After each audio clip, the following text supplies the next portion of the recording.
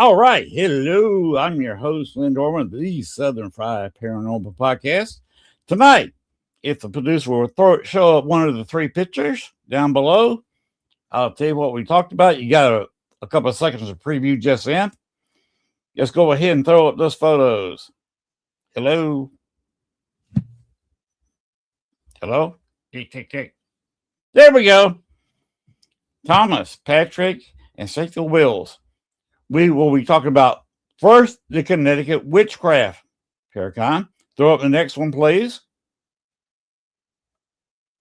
Also, we talk about, of course, in New Orleans Paraconn. I get cursed every time Chris has to write a check for that. And throw up the next one. I'm going to talk about, of course, the Connecticut Rich Fest. I can't hardly say it, Witch Fest. It sounds like I'm saying Rich Fest, but it's Witch Fest. All right. Let's come on back to me, and we will get on with the show and see if Thomas, Patrick, and Cecil Wills are ready to go. Hello. Hello. Hello. Mm. Yes, you're coming in. We're trying. Technical difficulties. Please stand by. How are you doing, Len? Outside of being hot and sweaty, I'm doing well. Great. We're trying to get an extension cord in. Our better phone with the better volume is kind of dying out, and so I'm just kind of with you right now. And yeah, this stuff happens. That's very paranormal, I guess. So yeah, we'll be on my phone for a second here, and then we'll cross over onto the other phone if those guys hear in the background. But what have you been up to? About 5'9". Yeah, that's pretty good. I'm pretty close to that myself. Mm-hmm. So I think I'm shrinking in my old age. The hips are starting to go a little bit. Yeah, I think I'm shrunk. I may be closer to 5'8" now. Oh, good.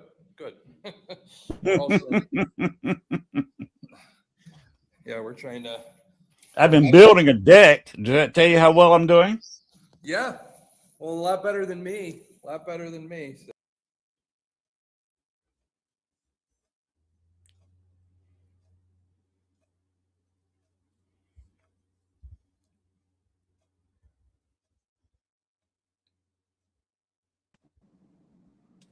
Can you hear us on this one? Oh, wow. Booming.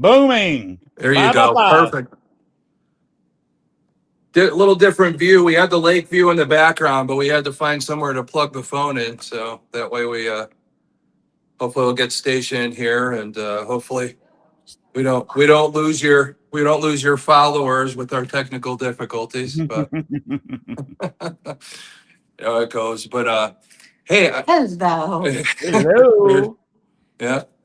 So actually, Len, I'm kind of actually excited. I'm going to get to finally meet you in New Orleans, and that's coming up very soon. Of course, a lot of the viewers, I know you've been advertising for them. At the station, I will be down there as vendors. Station will be doing readings. So if you need a reading from an actual shaman, we'll have our booth. We'll be right near Johnny Zaffis, the Lourdes and Ron, and I think there's a ghost hunters group that'll be near us too, from what the organizer Chris has been telling us. And we'll be speaking with Johnny Zaffis, Father Bob, and Bill Slevin for the Warren panel. So maybe our memories of the Warrens and all that. So we're pretty excited. I'm excited about it. The Warren panel, when I look at it, I find it an honor to be able to speak on one of the days. Just to have Johnny Zaffis there and everything that he's done, of course, everybody knows he's the nephew to the Warrens and was, at ground zero.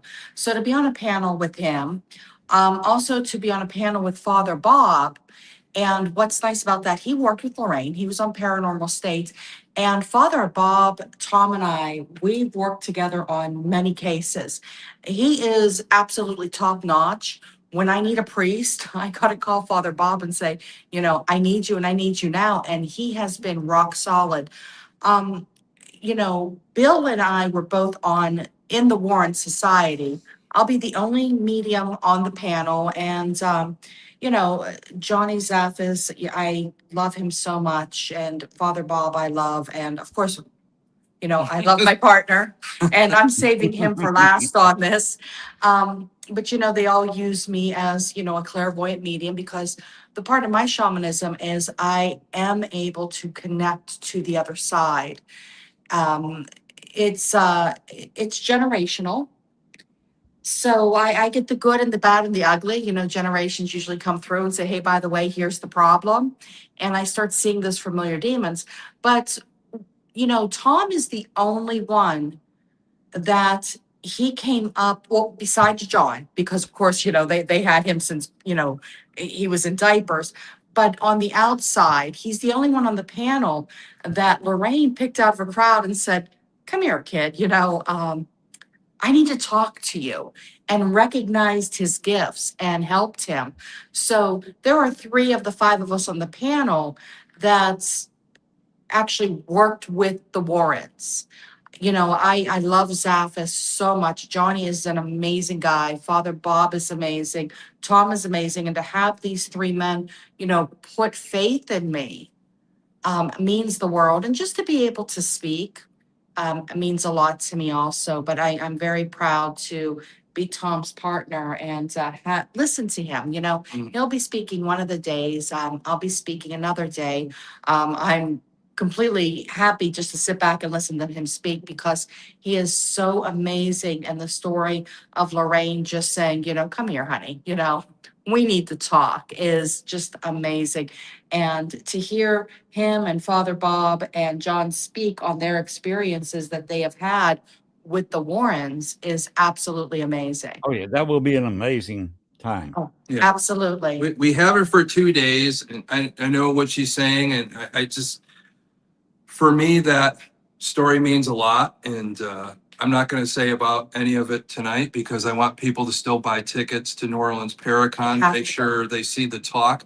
It'll be both days, so make sure you catch us and all that. And I think one of the days, I think Stacia will be speaking. I'll be speaking on one of the other days. We're going to kind of rotate out, just so you could see the different dynamic and the different aspects of how we look at the history of the Warrens and what they did to bring the paranormal forward and their building blocks and what we learned and what we could pass on ourselves, especially with somebody like John Zaffis. So. Yeah, he's been an amazing resource. I laugh. I have to tell you the story of me meeting John Zaffis. Now, okay, so first of all, I knew nobody in the paranormal field, was not anywhere I was headed. Of course, I'm a shaman. I've done this my whole life, but I did it more on a political background. My mentors in life growing up was Dr. Robert Barrett, who was the military aide for Nixon and Ford and carried the codes. I mean, I grew up with this man. I lived in Martha's backyard. I had amazing resources. These men knew I was gifted. So, of course, I went into the realm of politics.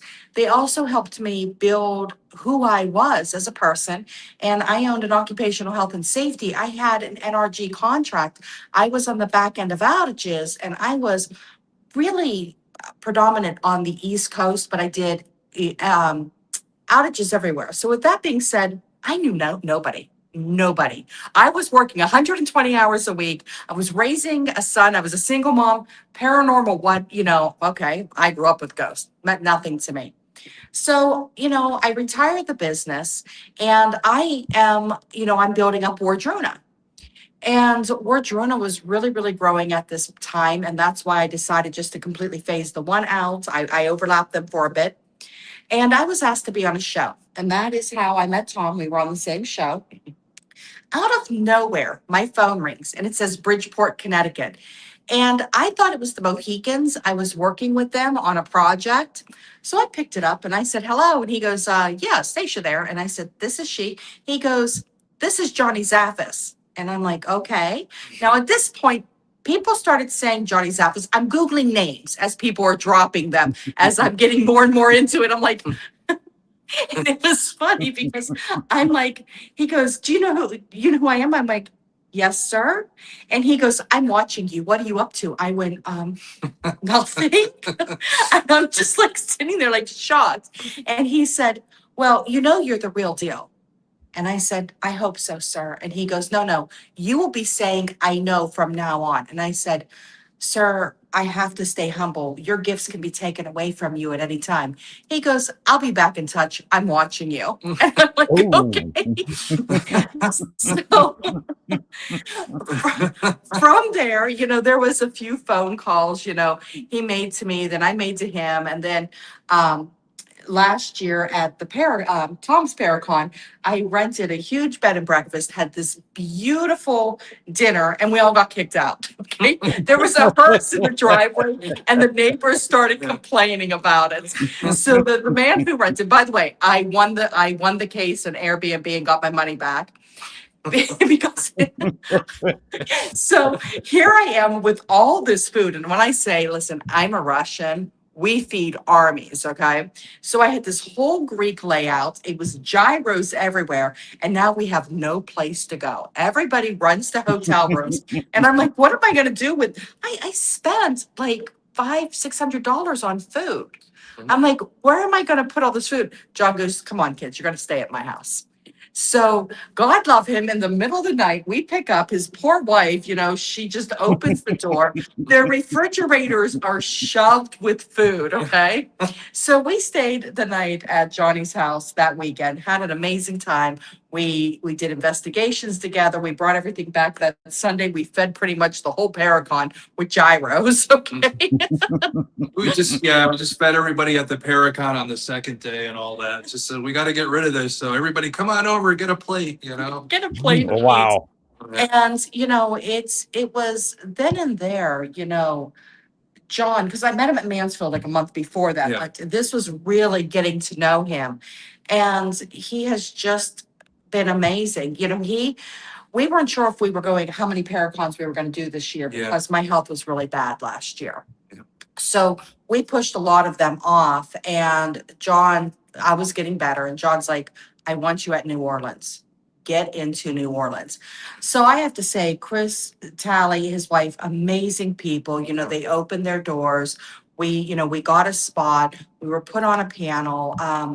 And just to be able to showcase Wardruna, you know, with a table is amazing. You know, John watches over us. Father Bob is part of it. Just the group itself, and to be able to get a platform to show people how to heal generational trauma is amazing. I mean, we have a lot of amazing therapists, healers, I mean, hypnotists, you name it. They're on this Rolodex that can go through the system and help heal this trauma. A psychiatrist at Cleveland Clinic sat in on sessions. She goes, you do in 10 minutes what takes me 10 months. I said, you're waiting for the humans to tell you a story.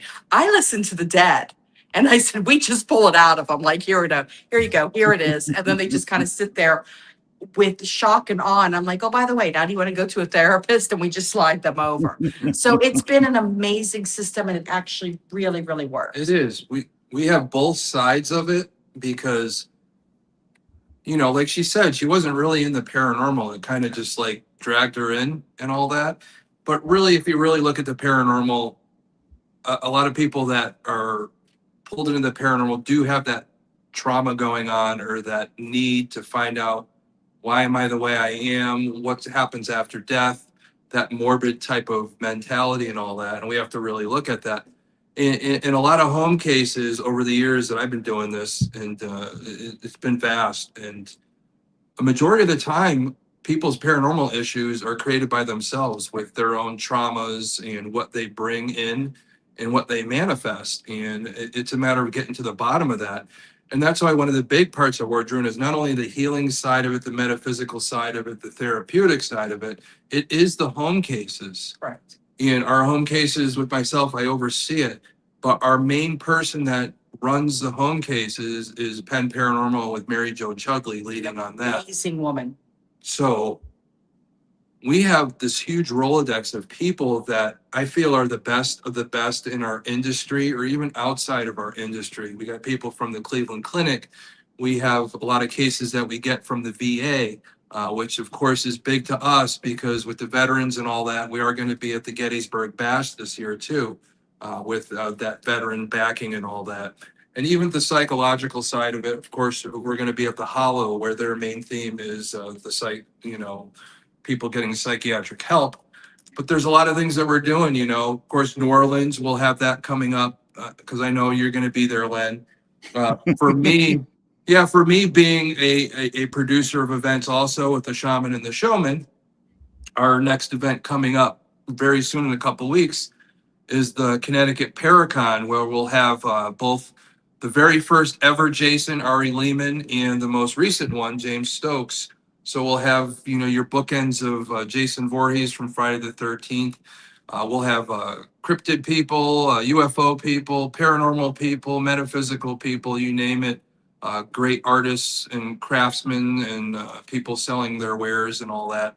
But incredible speakers that have something to say and give that word out, and people take it in that atmosphere. All these paranormal conferences, the great thing about them is there's people, they're all like-minded people in a safe place to learn about the paranormal and try and get some of their questions answered. So we're excited about that.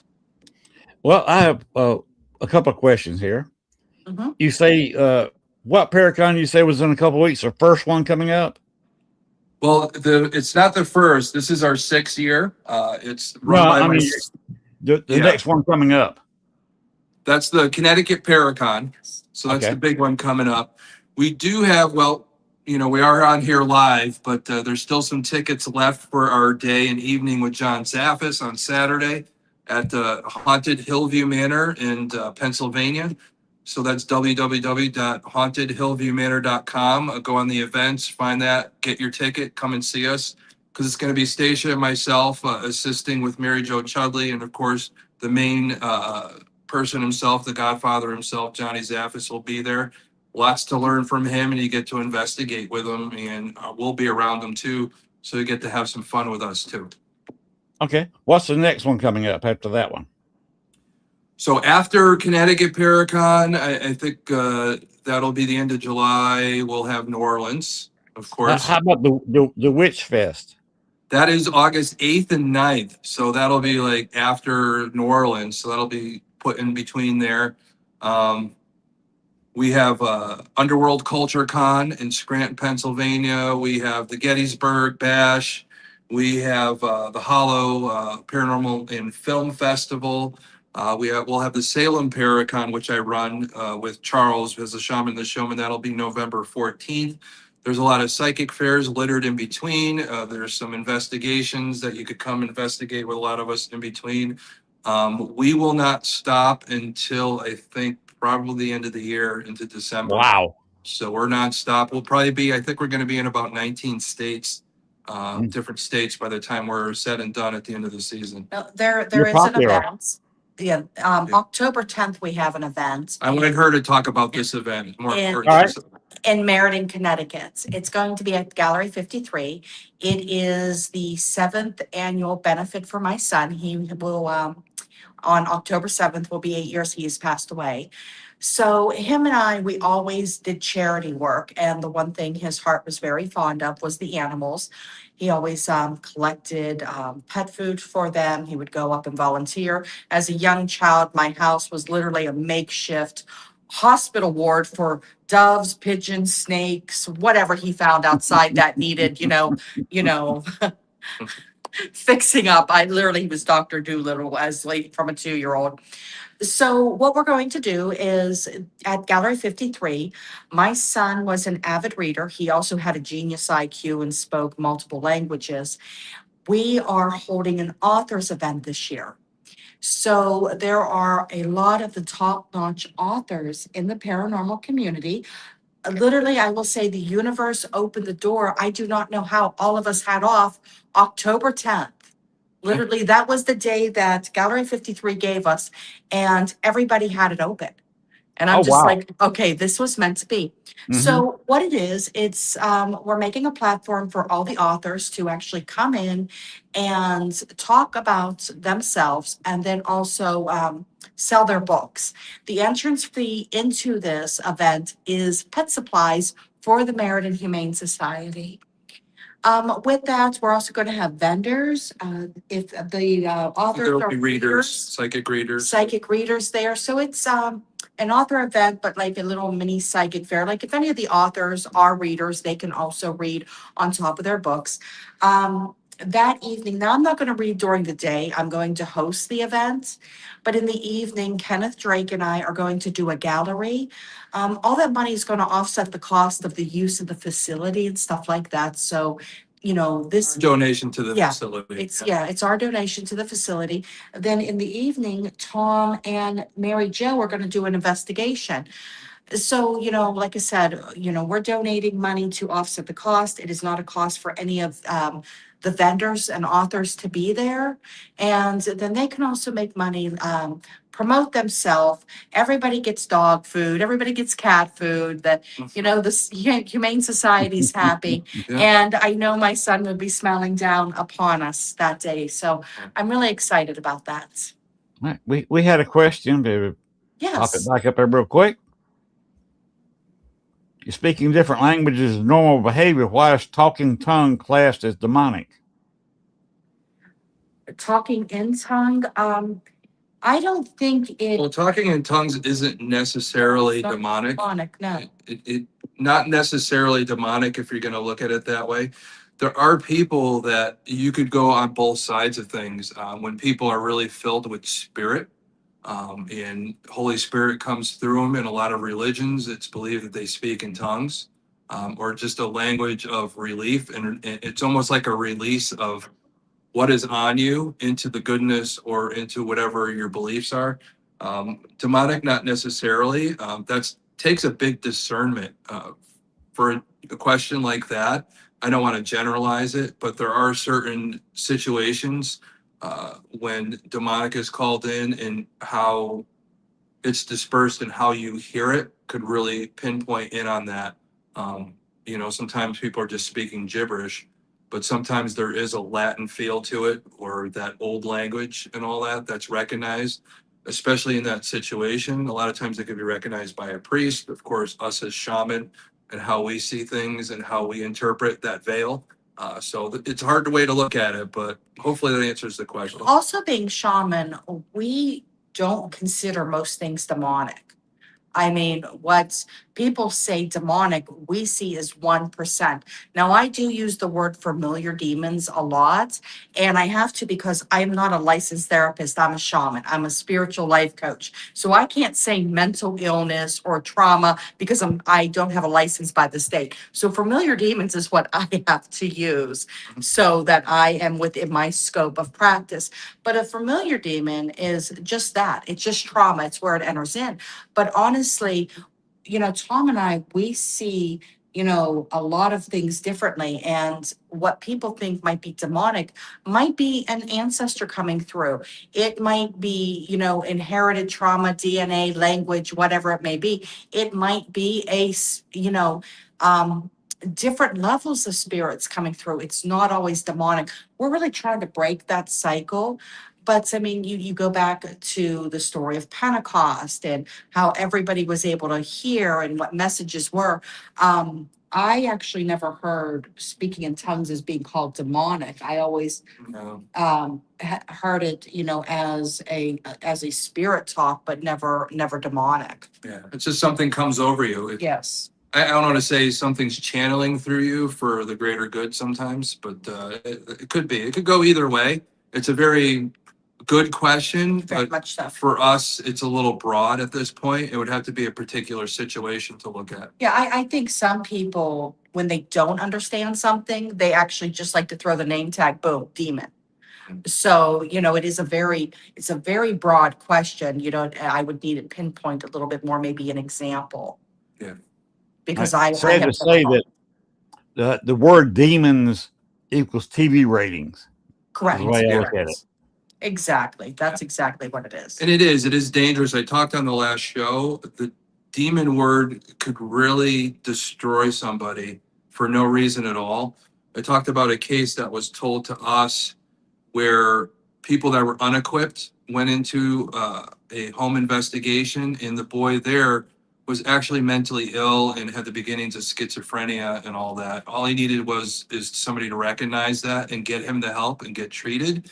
But instead, this psychic decided to say, you're possessed by 72 legions of demons. So in his mind, when the next team got called in, because the people were still in need, but you can't get there right away. There's a lot of research that goes, and by the time that was able to happen, the boy was so distraught that he didn't want this to come on his family, decided to take his own life because he thought he had demons on it. So people going into these home cases, if you don't know what you're doing, don't go, because it's a totally different monster. It isn't like going to what we call a pay-for-play place to maybe get that adrenaline rush that you saw on a TV show or a movie. Home cases aren't for everybody, to the point where our team, home cases get really bad to trauma where kids are getting abused, and Stacia and I get called into court to testify to get kids to a safe place. So this is stuff that happens. we have a case here that Tom and I are subpoenaed. The state built the whole case on our testimony. So we got this call, and the woman was convinced her very young child was possessed by a demon. I'm just going to leave it at that. I instantly pinpoint what drugs they were on. That's something that I'm very good at doing. And when I said that to her, she's like, yeah, that's what we're using. The children got to a safe place. We did. You called Father Bob. We called Mary Jo. I called the therapist in the area. Called the whole team in to We make did. sure we're making the right decision, and it's not just it's a think tank. We all depend on each other to come up with what's the best decision to help the situation. Yeah, and in the end, I actually called John Zaffis, laid it out, and said we need to call CPS, and he goes, yes. So we did. I made a report, and that was that. And then all of a sudden we get subpoenas, and when you see Wardruna and then your name, it's like, okay, wait, this is real. So we had to call the prosecutor. She wanted our resumes of who we are, what we did in our past, and what we're doing now. She says, I looked you up, and once 10 emails out of information that we had, everything that I had, and she called us back the next day, and she goes, I just want you to know this is one of the best put together, well put together groups I've ever seen. She said, you'd be surprised how many, it's demonic, it's evil. The devil made me do it. They're possessed, and it is trauma or drug use. And, we are excited that these children are in a safe place. We're hoping that the parents will take the help. They're fighting it right now. That's why we are going to a full-blown trial. And Tom and I are their main witnesses in this case. And, the state actually said that they were, very pleased with what they saw and how we put everything together. Cool. Yeah. So Go ahead. oh no, we're Okay. I was just talking under my breath. Sorry about that, buddy. You do know how the New Orleans Paraconn came about, don't you? I think you were part of it some way or another. So Okay, he's It's laughing. all- I need to hear this story. It's all your fault, Len. No. Let's hear the story, Len. That's the exact words Chris uses. Yeah. It's Yeah. all your fault, Lynn. It's a big fault. Yeah. See. He even admits to cursing my name every time he writes a check. That's amazing. I talked him into doing this Paraconn. Started talking him into it at 3:00 in the morning Oh my God. in front of the hotel I was staying at. Yeah. Last spring. Oh my God. And then the next morning, when we checked out and we were loading the car up, Gail and I, he comes by and we talk for another hour while we're packing the car about the ins and outs, the good side, the bad side of doing a Paraconn. Mm-hmm. So I actually kind of talked him into doing the Paraconn on the streets of New Orleans in the French Quarter. Oh Jesus. Yeah. Yeah. So that's how this was born. And you two are still friends? I'm hoping he doesn't strangle me during the con. Yeah. He's just gonna walk by every time he sees you. He's gonna go, you know, Len, it's all your fault, buddy. It's all your It's all your It's all fault. your fault. I'll hear it a few times because where I'm going to be, they got a table set up where they're going to be in the lobby right Yeah. outside the con room. My two seating arrangement is going to be right there beside them. Good. Nice. Good. So I'm right. I'm So right if there anything with Jennifer. goes wrong, he could slap you. Exactly. I probably will get hit sooner or later. Yeah. And if you have to run and hide, you can just come underneath our table. We'll Yeah, we'll protect hide you. We'll hide you from. Nice. Yeah. Oh, okay. Y'all, or at least Rihanna at her table, will hopefully Yeah. hide me behind the table covers. Yeah. She'll hide you too. So I know she'll be able to do that for you too. So you're covered, Len. You're covered. But I tell you, so far, conversations that I've had with Chris and all that, this is going to be a very good conference in one of the most haunted cities in the country. The history of it. They're going to have all these investigations and things to do, and it's very immersive, and which is always good for people, like I said, like-minded people, to be in a safe environment to experience the paranormal for what it is. And I'm excited, and I know it's their first year, and I feel a good success coming for them. And I know they're nervous. We've had conversation recently. But again, I've run tons of events over the years, and every time I'm always nervous, whether it's the first one or the sixth one, like Connecticut Paraconn this year. There's always a nervousness behind it, but when it happens, the camaraderie that happens, the laughing, the fun, it just flows after that, and then it goes by too quick. It's like some people, when they get married, the people you actually want to get married to, the wedding goes by too quick. So it's that feel, it's that getting together, the like-minded people and all that. And it's always wonderful to see old friends and meet new friends and have that way of, like, for me, being able to give somebody the platform to speak, for people to recognize who they are in this industry. Because one of my big things I've done over the years with Charles is I recognize people, I see them maybe online that never been at a Paraconn before. And I go, they got something really cool to say. Let me have them come and give them a platform. And they grow from there. And it's like a proud papa moment when a lot of other places recognize them and start bringing them to their Paracons to speak. And it grows from there. It's a proud papa moment. But the thing is you need people in this industry to not have ego, to recognize somebody has something to say and give them that platform to say and let other people hear it and grow this industry. It can't be ego. There can't be so many gatekeepers putting up the gate. We got to be there for all each other and doing these shows and being with people like you, Len, to be able to spread the better word and get people more recognized. It's like the singing business. There's people on the radio, but there's people that aren't on the radio that are much better. So we have to recognize those and give them that opportunity. And as I'm looking out over the city skyline, we forgot a Paracon, the first ever Cleveland Paracon, Yeah. September 11th and 12th. It's being put on by a member of Wardruna, Christopher Lee, and Stephanie Pitts. Yeah. And when Chris came to me last year, he sent me a message and he said to me, Stacia, he goes, I'm putting on the Cleveland Paracon. Will you be there? I said, yes. He goes, good, because I'm building a lot of things around you. And I'm like, You better be there. I named this shit after you. Christopher is an amazing medium. He's an amazing clairvoyant. His name is Christopher Lee. Christopher Lee Jensen, correct. That is a great name in the paranormal. Absolutely is. Fangs and all. He is absolutely amazing. Like I said, he is one of the, he's one of the ones that helped shape Wardruna. We have some really hardcore members, and I don't even think everybody realizes who is in Wardruna. The Rolodex there, the list of it, the practitioners, the metaphysical people.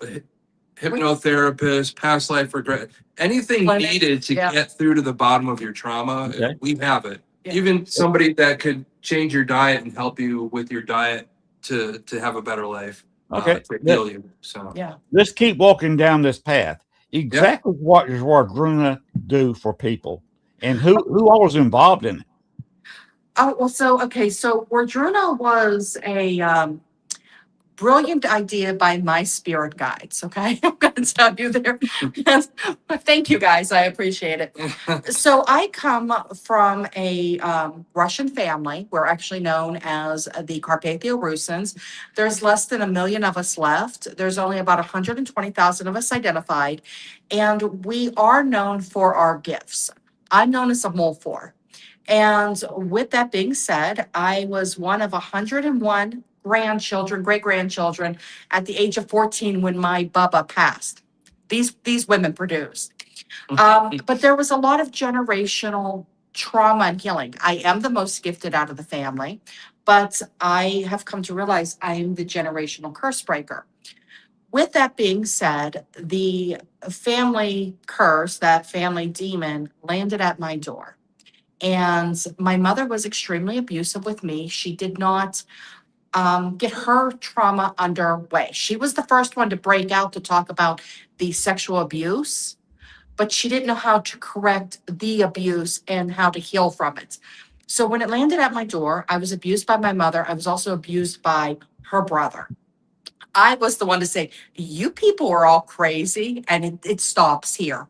And we're going to watch over the children, or you're going to basically eat a baseball bat. That's literally how I came at it. I mean, I'm not joking. I went and I knocked at my uncle's door, and I looked at his wife and said, bitch, make me a cup of tea and we're going to sit here and we're going to talk.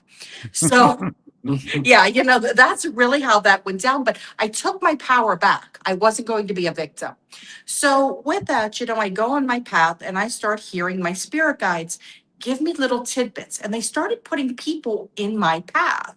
And they might have been a medium. They might have been a Reiki healer. It might have been a therapist. Literally would show up in front of me. I would meet these people and I would end up reading them. They would read me. There'd be some sort of healing. And then all of a sudden I became the Pied Piper of all of this. Then I met my friend Gina Burton, and she said to me, why are you collecting all these people? Like, what is this? And I said, oh, well, this is Wardruna. She goes, where did you get that name? I said, a message. That's what it's supposed to be. It means keep her the secret, she who whispers.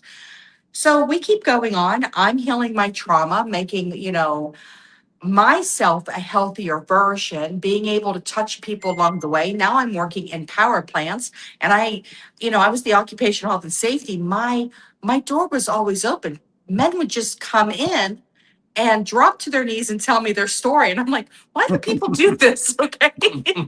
So then there started a whole level of that. I met Tom 2 years ago, and I looked at him and I said, I just got done running this occupational health and safety. I'm literally retiring. I met him in end of 2024. I'm getting ready to shut the door on this 20-year business that was massive. And I just said, I love doing Wardruna. I just don't want to run anything. I want to do my portion. That's all I want to do. Would you like to run this for me? And he's like, I've been doing this work. Yep. He goes, it just never had a name. And I never understood how it was going to fully come together.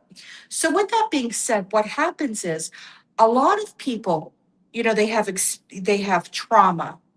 They have hardcore abuse. Abuse itself is known to give you gifts. It messes with the HPA axis of the brain. It makes you very heightened and aware of your surroundings. And like I said, I've done a lot of studies with a lot of these major clinics.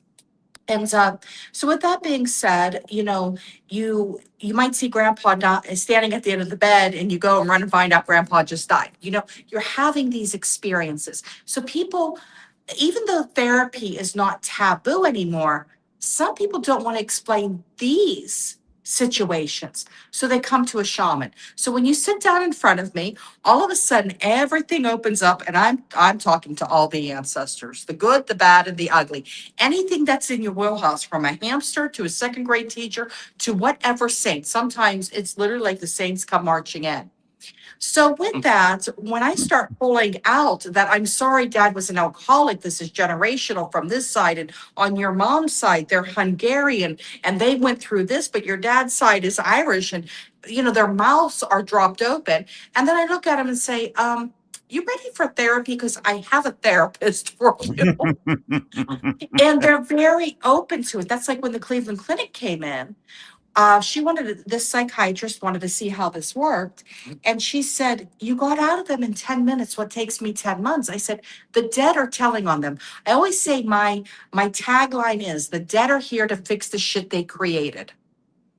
They want the generational lines healed. Now, University Hospital, I have talked to their genetic department. And big one. yeah, and I want to do some more work with them. The thing about that is we carry in our DNA code 10 generations of trauma. So the Bible says 7. Scientists have actually pinpointed at 10. So you might have a fear that your great-great-grandfather in World War I experienced, or that your great-great-grandmother had to go through of a rape or abuse, and you don't understand why. So all these things get unlocked. That's why we have people like Larry Allen and Raven Wolf and Christopher Lee that do past life regression. We have Samaya, who unlocks the Ashkaic records. We have the whole group of shamans. We have mediums. We have house cases. We have therapists. Now with therapy, we do like to use the EMDR and DBR, because when they're coming to us, that is more the talk session. We've already pulled off the scab. Let's get in there and do the cognitive brace, part of the brain, the reconstruction, to make these traumas a little bit less down. We have sat there and we have called sponsors from AA at 2:00 in the morning. They're at our doorstep and, here's AA rolling in. It's like, okay, now I can go home and go back to bed. It's. Yeah, we definitely, like 2:00 in the morning, we're talking to somebody. Oh, wow. We're talking to somebody that you could actually hear death coming on them. Correct. And they're trying to keep themselves from taking that next drug. And we could feel that if they take that drug, it's all over for them. We're literally begging them, don't take it. And we're talking them on the phone all the way to the front entrance of a hospital to get them. We have, our therapist online Yeah. calling the hospital, talking to social work, saying that the man is pulling up right now. Get him help. So, we've literally in different states have walked people to the front door of hospitals to get them help. I mean, that's what this is about. Did I land in the paranormal world? I did. It's not what I expected, but then I started seeing, when I talk about demons, people are chasing their own demons. And what better way to get control? Something enters the family line at some point. These things don't go away. They sit in the corner and they wait and they taunt you. When somebody sits down in front of me, I always say it's like the book of Job. I see what enters in and I'm like, well, shit. Okay. They're getting ready to fall off the wagon, or they're getting ready to go back to this abusive, boyfriend. And I have to hurry, talk them through this and get them the help they need to move in a better life and in a better light, and to heal the next generation and help their children. So that's really what, how Wardruna got started. I openly talk about my abuse. I'm not upset about it. It made me who I am. I'm disgusted by what happened to me, but that's normal to be disgusted.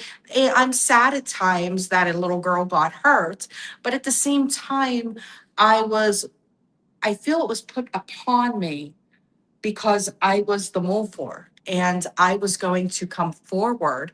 I have a lot of people, I'll be out shopping. I could be at Walmart and I'll have somebody that's a medium who will come over to me and go, are you a Russian? I'm like, yes. They're like, there's a Bubba standing beside you, patting you, saying, you saved her. You're her granddaughter. You saved the family. And that means a lot to me that, my Bubba, walks around. I loved my great grandma. I loved my grandma. Yeah. And, to see that they come around me and people that I don't know walk up and tell me about it. Because my grandma Sue, my mom's mom, she was one of the original Rosie the Riveters. She went through massive abuse, quit school 2 weeks before graduation, hitchhiked across the country from Pennsylvania to Arizona, joined the army, was in that group of women that were riveters, and she fixed airplanes, earned a Purple Heart, became a chaplain, served as a chaplain for 44 years. Wow. So, and if you understood the abuse that went on with her father, the church, it is a horrific story. And even though she was abused by priests, that her father allowed this to happen, she became a chaplain. And her faith was that strong. So, that means a lot to me. And I hope I do her proud. Yeah, I do. definitely. She definitely does her proud. And a lot of people got to understand, anybody watching right now, you hear the word shaman, all right? Shaman is actually originated in Russia. It's a Russian word.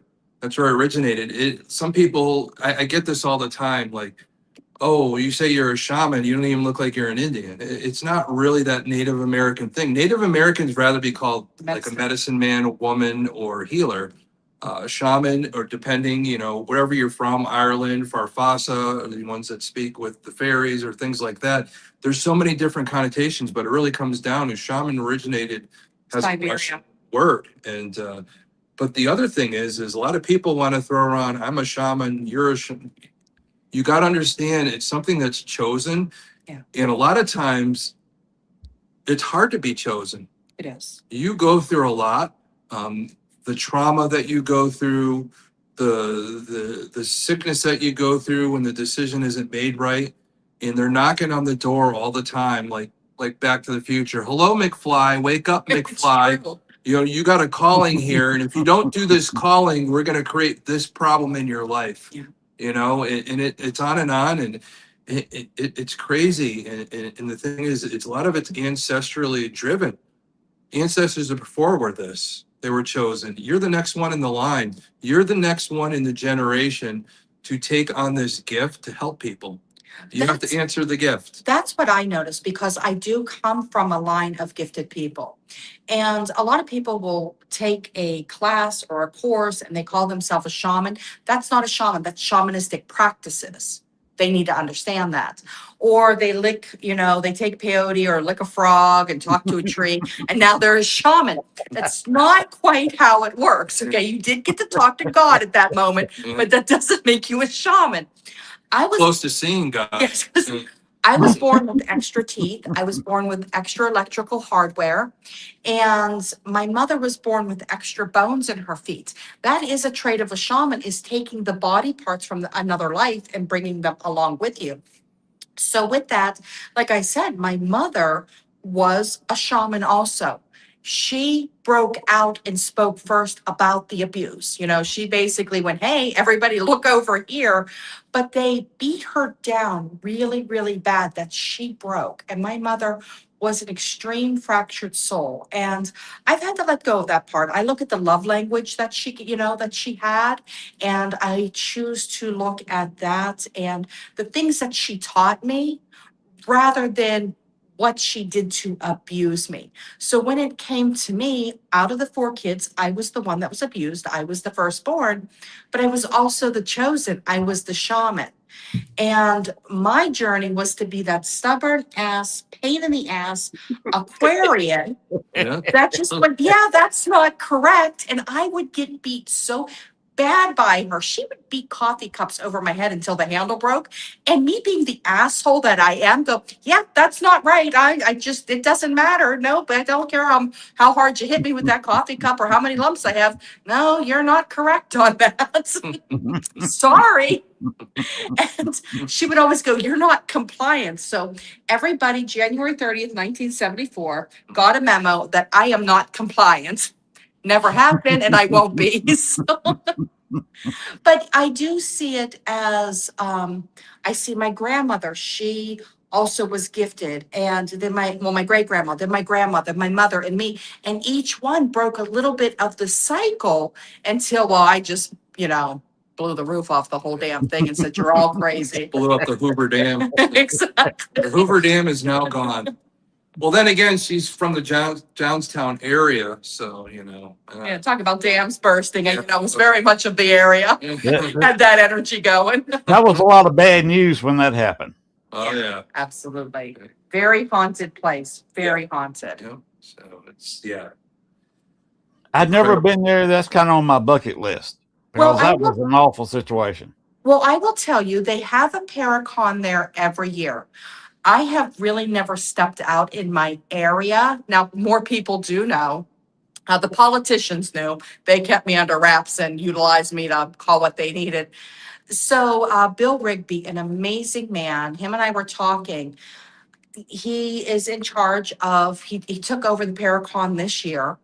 So next year, we're actually looking at bringing the Wardruna group there and really me stepping out in my hometown on stage. And that's a little scary. It honestly is. But, it is time to go home and be open to what I've done. I mean, it's not like they don't know it now. Yeah, where it all started, really, you're going back to the roots of her recognizing who she was, what she went through, how she overcame it, to bring it back to her hometown, to show them that there's two things that are going to happen in your life, all right, for healing. You could either let it eat you alive or you could overcome it. And she gets to come back and show how she overcame. Yeah. And maybe helps those people that are still in that cycle of letting it eat them alive. So that's what's important, especially in this industry. Yeah, I've always thought me doing this kind of show was a calling for me. Yeah. Because as a child, I used to watch Joey Bishop and Johnny Carson. Yeah. And I always said, I'm just a few years old at this point. I could do that. Yeah. Yeah.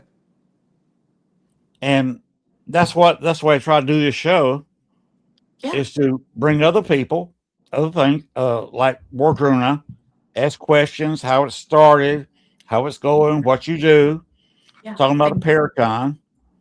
What are you going to do at the Paraconn? How can people get a hold of you? And that's just what I like to do. Yeah. I'm happy now. Yeah. It's exactly what it is. Are you happy, and do you try and bring happiness or healing to people?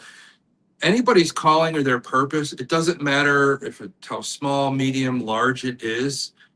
It's your purpose and all that. Some people's purpose, they can go their whole life and say, what's my purpose? What's my purpose? They could be the person that pushes somebody out of the way to keep from getting hit in the car, and that was their purpose. That's what they're here to do. That's one of the greatest things you'll ever be able to do, is save somebody's life. But people are always looking for something, but all you got to do is look in the mirror and find what makes you happy and all that, and stick with it, and everything will fall into place. Too many people try things that aren't making them happy. If it doesn't make you happy, don't do it. All right? Figure something else out. A new chapter starts the next day. That book, you got a clean page, rewrite your story and start from scratch. When you said about, a little piece, when I was given the message of what the name of the group was supposed to be, I was told this is a we and not an I. So when I always say we're co-founders, because even though I started this, everybody in Wardruna had their own journey and we came together. Each piece is a puzzle. This is a piece of the puzzle. And, we're entering in, well, this is what they told me, is we're entering into the age of Aquarius. The I is falling aside, the whole name and lights. That's not what it's about. It's about raising the vibration of the whole. And the more we do it together and we paint this picture of humanity and we heal and we love, that's what we have to do. I mean, marketing myself, this was always something that I was very humbled on. So sometimes like marketing myself or having to like put myself in a spot or fight for a spot, it actually is very uncomfortable for me. But I know I have to push through this to get the message out. Maybe somebody sits in front of me once, but I push them off to another reader, which I've had. Maybe it's somebody who needs somebody of African American descent, or somebody who is with the LGBTQ. Do you see what I'm saying? There's something else there. Maybe it is a man who's coming to me sexually abused, but he's going to be a little bit more comfortable to talking to one of the other readers who has gone through that experience. They come to me and I have no problem passing them off. This is not about me. This is about them and their journey. And, I'm usually just, the first stepping stone into, this healing line. They usually do come back around about like a year or so. If I do pass them off to say, hey, my God, this was amazing. I've been trying to get healed for 15 years. It took a year in this system. So, it's very nice. And what's nice is where I used to have, they would go to me, come back, go to me, come back. And I'm putting them at different places. This whole system got so used to healing. They have come back and they're like, I saw this one, this one, this one, and this one. I'm like, this is working. Like, I don't even have to, they just utilize each other now in the Rolodex. And it has become a beautiful experience. Each person that comes before me, I notice I'm being healed a little bit more also. It works both ways a lot. Yeah. In the system. It works both ways. Believe it or not, when somebody comes to somebody like Stacia, her being a shaman, and they have their issues and she reads through it, sometimes that person has a message for her and they don't even know they're giving a message, and she picks up on it, something that heals her.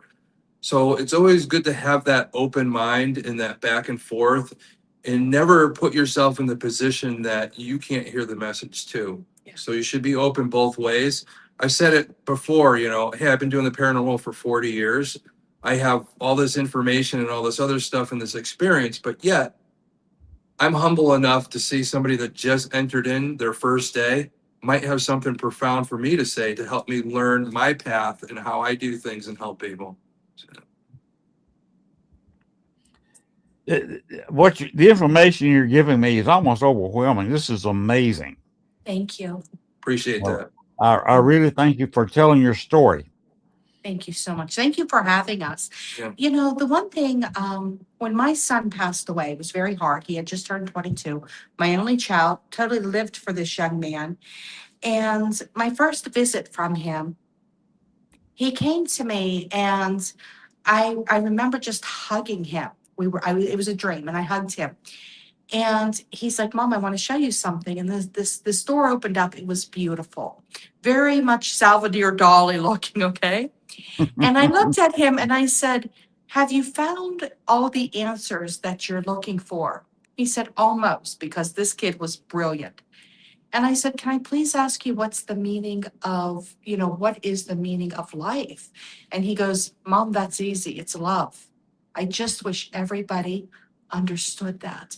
And I always say, if you can't love, at least respect. We do have words with people. I'm one, if somebody does me wrong, I forgive them. If they do me wrong again, I might put up a boundary and say, you know what, that's enough. I'm not going to have you back in my life. But honestly, at that point, I don't want to dwell on it anymore. I don't want it in my life. I won't talk bad about them. If I see them in public, I will address them professionally. I don't like to hold that animosity. I don't like that feeling. I grew up with that. And I released that, when I decided I wasn't going to be like my family was the Thanksgiving. No, the Monday after Thanksgiving, 1989. That's how pivotal that day was for me. And, I remember it. And I totally decided to walk another path and not be like that. So, that's a message I have for everybody is, you cannot control somebody else. You will be judged for how you treat another person. They will be judged for how they treat you. And if somebody keeps doing you wrong, you don't have to keep bringing them back in because other people are friends with them or their family. You don't have to. You have a right to say, yeah, no, you're not doing that to me anymore. But don't keep holding on to it. Let it go. Wish them well and live your best life. That's what you need to do. Take it as a lesson. Don't keep holding on to that hot coal. You're just going to keep getting burns. Yeah. And that's kind of what I did. Yeah. By the way, I was adopted at birth, so my original parents I have no clue. Yeah. And So I live a quite different life than most people. I have no idea my heritage, no clue. My my mother, she was basically thrown out of her family uh, long before I was born. She was set up with a marriage with one man. He was abusive, but she walked out on him finally, and her family basically just kicked her out of the family. And my father picked her up and married her and all that. I was so much younger than my other cousins because I was not born until my father was 37, and he was the youngest of the family. So I only had one grandmother, and she rarely spoke to me because she didn't like us because we were not, in her bloodline. So people said, I love my grandparents, or I only had two grandparents, or I lost them a few years ago. Basically, I grew up without grandparents. Yeah. Yeah. And that was the harder road to hoe. I would have to agree with you on that. Grandparents are very, very important. They People very don't much are. people don't know what they have when they've got a pair of grandparents. Mm-hmm. They add so much to your life, Absolutely. and people need to take advantage of that vast knowledge they have of living, the experiences, while they can, because you're not going to have grandparents forever. And I like that you said that. When my son passed away, he left behind a pregnant fiance. Ooh. My grandson, and he'll be the only grandchild that my blood grandchild. He had two sets of great grandparents. He has oh my gosh, there's one, two, it was my 1, 2, 3, 4, 5, 6, 7, 8 grandparents. Oh wow! Three of us have partners that they act like grandparents. I mean, Tom is a grandparent to him. I mean, he's 7 now, so he's starting to understand his father's not there, and it's really starting to affect him. So on Father's Day, I get a text, yeah, it's Father's Day. And I says, I know, buddy. I said, how you doing? I said, I love you. He goes, I'd like to talk to Tom. So Tom gets on the phone with him, and my grandson is an avid collector of smoke detectors. He can look at a smoke detector and say, that is the model number, that's the make, and this is the batteries. He knows, and I'm very proud of him because I did safety. He knows, the ANSI rules. He knows when to switch them out. For 7 years old, he is obsessed. So the two of them sat on the phone for 40 minutes and talked smoke detectors and fans, anything that, goes around in a circle. And then he finally just said, okay, Tom, you can hang up if you like. I'm done. It was that moment for him that I really think that he knew it was Father's Day, still coming to terms that his father has passed and he doesn't have him, and he's looking for that male figure to let him know everything's okay. A lot of these kids need that. That's something Stacia knows. A lot of the work I've done, even before I met Stacia, a lot of the teams up in Connecticut where I used to live, I'm out here in Ohio now, a lot of them would reach out to me because I specialize with working with children in paranormal situations. And I still do that, and I still understand the healing part of it and what kids are going through and their traumas and not knowing how to make sense of it. A lot of the kids that go to school and they draw the picture of the ugly shadow man when it's actually something not spiritual, it's something else, and we have to get them that help. Kids are very important to me.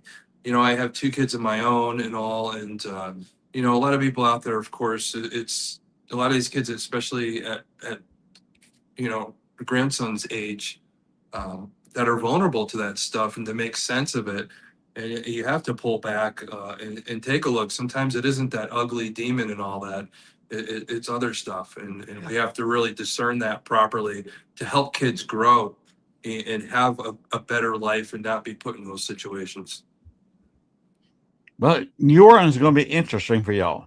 Yes. You know, and when we come to New Orleans, we are going to give you the official Poopy Doopy avocado sticker. Yep. So It is a character that my grandson and Tom designed. We actually asked my grandson, what do you want on your pizza? And he said Poopy Doopy avocado. That's all it took Tom to laugh. It became a full-blown character. There's videos, there's a little safety book coming out, there's a song. So we will give you the official Poopy Doopy avocado sticker. Mhm. And so- along with our Dickie the dinosaur one. yeah, Dickie the dinosaur, yes. See, this is what it's about. It's about having fun. You know, there's times we go into these investigations and the spirits still want to be funny. They have a sense of humor. Not everything is a demon. Not everything is scary. You know, they want to laugh. You know, if they are grabbing you, they're probably trying to get your attention for something. Yeah, they want to hear an old song. We like to figure out, you know, with history where this person might have grown up at a certain time. You play a song on the radio with them and you get those responses. It's a matter of bringing up that vibration, and that way you could get measurements and more data that way to help the next generation get closer to maybe a conclusion or an answer that we don't have, because we're looking at people like Ed and Lorraine Warren and people like that didn't have all the answers at the time. They did what they could with that moment, and they gave us the building blocks, and then we built on top of that, and we're getting more and more answers. But if we make it stagnant and we fight with each other and we don't come up with those ideas, we don't sit at the kitchen table to exchange those ideas, we don't have that time with the spirits. Like, you know, spirits are just like us. The meat suit's gone. You know, talk to them like we're talking right now. They might be stuck here. They might have an anchor here. What's their trauma? Let's talk and let's have fun with them and get to the bottom of it. Sometimes if you're talking too serious, like me, most people, if you're talking serious to them, they're afraid to speak out. But if you break the ice and you have fun with them, that trauma comes out. And the next thing you know, they trust you enough to help them find the other side and get out of here when they don't want to be here anymore. If I can tell you a story about a relationship that I Yes. built with two spirits. So Haunted Hillview Manor is a place that is very near and dear to me. I love it. It's in Newcastle, Pennsylvania. We'll be there Saturday with Yeah, John we'll be Zaffis. there Saturday with John Zaffis. And so every time I go there, there are these two rooms, and I put the tripwires down and I play music for these two women, and they dance around. I mean, I play polkas, everything, and they literally just light this up. It's amazing. So I was not feeling well last year, having a lot of, and I don't speak openly about my health issues. So I do have a defibrillator. I have a pacemaker defibrillator. I do have some, you know, health issues with my heart. Everything is really good right now. I'm happy about that. But on October 27th, I had a procedure. Didn't quite go according to plan. Uh-oh. And the doctors were not getting back to me. And it was one of these things I kept calling them, which I've done before, because why didn't you go to the emergency room? It's usually just an antiarrhythmic medication, the healing, all that needs to go. So by Wednesday, we are out at Haunted Hillview to film a live. It was a promo, yeah. Yeah, it was a promo for the upcoming event on the Day of the Dead. So this woman kept coming across the spirit box and saying, Stacia, Stacia. Now, they never say my name. I always get called a bad name. They think it's funny. See you next Tuesday. It's the name I got called in the power plants a lot. We're just going to leave that there. And I find it funny because I'm thinking, okay, if that's what you want to call me, it's not going to bother me. But when the woman's voice kept going, Stacia, Stacia, then all of a sudden the tripwires were going off a color that they're not even supposed to go off. It was like an amber color. And it started doing Morse code. And when we wrote it down, it was my name. Yeah. And I started really not feeling well. I said, I'm going to go down into the conference room. You guys, keep going. So by Friday, I'm really not doing well. The doctors keep saying, we'll call you back. Never call me back. Saturday, they're trying to get me not to go to Haunted Hillview. We're about an hour and 40 minutes away. We're driving out. And I look at Tom. I said, I don't think we're going to be there long. This is the first year for this event. Maybe it's not a busy year. Maybe this event isn't, something that's really going to kick off. So we get there, I sit down, and I hear a voice right behind me. And this voice, it was a woman's voice, said, "Eat now. You're not going to eat for a while." Same voice. Same I'll voice. turn around there. I mean, it's just the corner of the room. I look at Tom. I said, honey, do you want to go get us sandwiches at Subway? He goes, "Why are you hungry?" I went, "No, but this voice just told me we better eat. It's going to be a while." He said, "Okay." So he goes to Subway. He gets us sandwiches. So I have a 6-inch turkey, baked Lay's, and he got me an unsweetened iced tea from McDonald's. I ate the sandwich and everything. I had these two women who came in. They're a beautiful couple, Tracy and Lori, and they actually handed me an Anubis they made, literally handed me Anubis and said, "Here, we made you a gift." And I'm like, "Thank you." So I put it down. They're my first reading. They said, "Just come down and get us when you're done eating." So I get done eating. I looked at him. I said, "I'm going to use the restroom, and I'm going to go down and get Lori and Tracy." So I went to the restroom. I walked to the chapel. This is less than 10 minutes after eating. I say to them, "Girls, I'm ready for you." And they said, "We'll be right there. Just, they're volunteers there. Let us, fix this up." I said, "Okay." I'm walking up and I'm getting dizzy. And I just lay my head on the cold plaster wall of this haunted poor farm. It was also like a nursing home and hospice center at one time. I lay my head up against the wall. I am beside the embalming room. You cannot make this up, okay?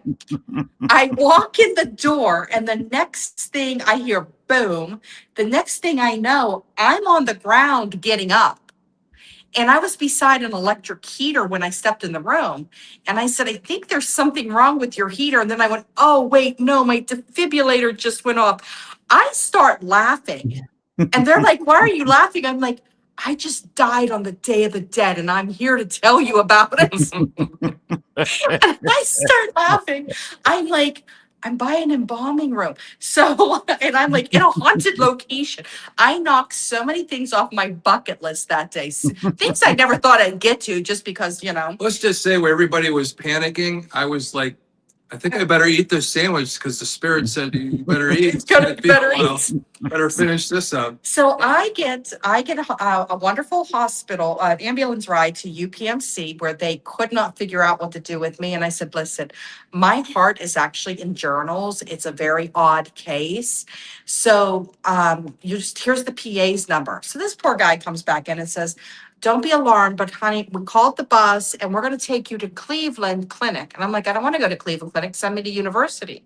He goes, "No, Cleveland Clinic is the #1 heart hospital." Now I'm arguing back and forth with this guy. He finally goes, "Why do you want to go to University?" I'm like, "That's where all my doctors are." He goes, "Where are you from?" I said, "Cleveland, get me home." So they light flighted me home. Poor Tom just moved up here. Yeah. I will say this a million times. Thank you, Samaya. She kept him sane on the phone, driving that hour and a half to the hospital. Oh, wow. I don't see well in the dark. Yeah, I do all the nighttime driving. Yeah. And he's on these back farm roads in the Appalachian Mountains, okay? Pitch black. Yeah, in the Alleghenies, all this coming back. Spirit was guiding me to make sure I got there safe. I'll tell you that. So I get there that night. You don't eat anything. The next morning I says, "Can I order breakfast?" They're like, "No, we don't know what test the doctors want." I'm like, "Okay." So lunch comes. I'm like, "Can I order lunch?" You're like, "No, we don't know what test the doctors are going to run." I'm like, "Okay." So now we're at dinner. I'm like, "Can I order dinner?" They're like, "No, the doctors, they want to talk to you." So they came in. They said, "We need a 24-hour fast." And I said, "What?" And they're like, "Yes, we need to do this nuclear medicine on you and everything, but it's 24-hour fast." I said, "But I fasted for 24 hours. They're like, "No, no liquids or anything." So they allowed me to have some liquid and Jello until midnight. I had to go another 24 hours. I literally went over 48 hours with nothing in my Ooh. system. Wow. So with that being said, we were at the psychic fair. Yeah. And we pulled out the box. Yeah. And no, I'm sorry. We went to Haunted Hillview with Yeah. Culture Swap, the influencer group. Yeah. And I That was asked, fun. yeah, and I asked them, I said on the box, I said, "I heard Stacia." And I said, "Who is that?" She goes, "Mary." And I'm like, "Okay." So there's 2 Marys that are spirits in that hospital. So at Psychic Fair, I said, "Let's go down here to this Mary." It was an older lady.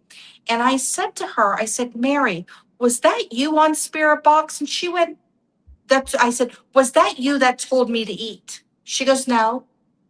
I said, okay, is that you on Spirit Box? She's like, yes. I said, who told me to eat? You came across Anna, the woman across the room. Mary and Anna are the two I always lay the tripwires out and play their favorite music, like the polkas and everything. So I built this relationship with these two women spirits that when I was in need, they came to my aid. Cool. Yeah. Wow. That's a cool story. Appreciate you sharing. Thank you. I Are think y'all Len's at going? a loss for words on that Which is pretty amazing. Are y'all going to be doing any of the ghost hunts down in New Orleans?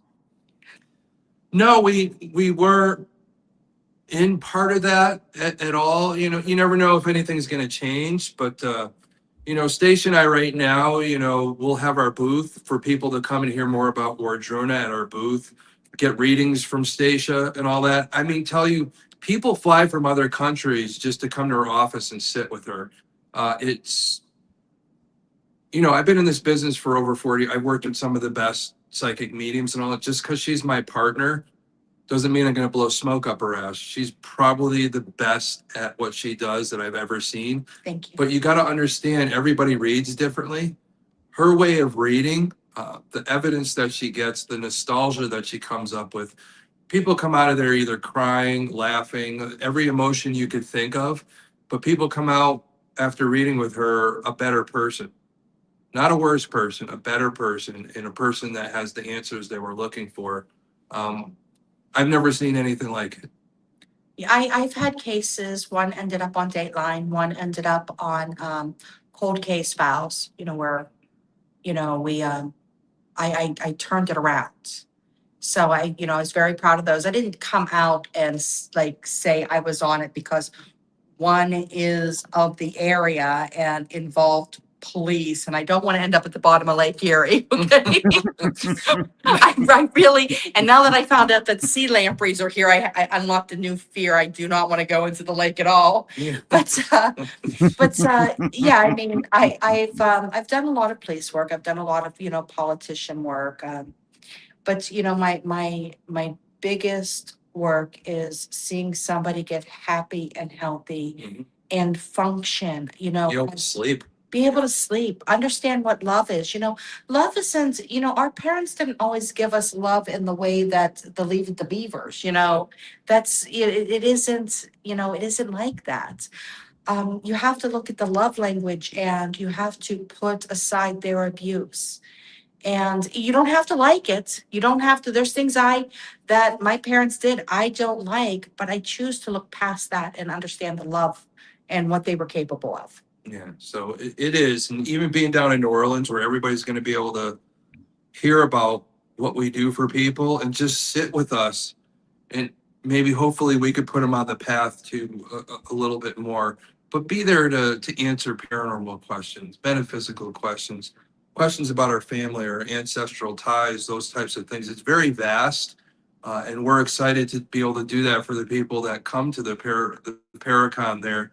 But also, her and I are very excited because both of us never been to New Orleans. We're going to enjoy the food, the atmosphere, the sights, being able to speak on the Warren panel. And just, I'm proud because I get to talk about my mentors and the woman that basically saved my life to help me understand what the hell was going on and why I saw what I saw. And be able to do that and give back for where my circle started, especially with people like my friend John that I've known for many, many years, and being able to share that stage with, of course, Stacia and Father Bob and Bill and all that. And it's going to be kind of a full circle moment almost in a way. And I very much appreciate Chris and Jennifer for putting this on, and Len, of course, for you coming up with the idea at 3 a.m. with them. So that's always a big thing too. Now, I just think that you kind of held him against his will while he was hired and had him agree to it. I am now convinced. So, Chris, if you do need help, you need some therapy from this abuse, please come forward. No, we really thank, Chris and Jennifer and you for putting this together. I've always wanted to go to New Orleans. I had my sister who lived down there. Her husband was doing his internship as a cardiac, anesthesiologist, and it was during COVID. So I never got to go down while they lived there. So I'm extremely excited to see a city that my sister loves and just enjoy it with, what I consider family, friends, just to be able to actually, meet you personally, give you a hug, but be in this beautiful city. And to have, Chris and Jennifer be able to give everybody this experience is absolutely amazing. When are y'all coming down? We'll be down early. I think we're driving, which her and we love driving. Mhm. Everybody says, "Oh, you got to." No. We love driving. We love stopping and seeing things again, like things we've never seen before. Just taking in the history as we come down the corridor there. But we'll probably be there like Thursday. Yeah. I think. Okay. And then the day before everything starts, and we'll go home the day after everything's over. So let's put it that way. We need to exchange cell phone numbers. Yeah. Okay. So we can contact each other that Thursday, because Gail and I are arriving in New Orleans Monday evening. Wow. Yeah. We're actually going to Vicksburg first. It's been 2 nights in Vicksburg. Nice. And then we're coming down for Monday night. They're in New Orleans. We're not checking out till Tuesday.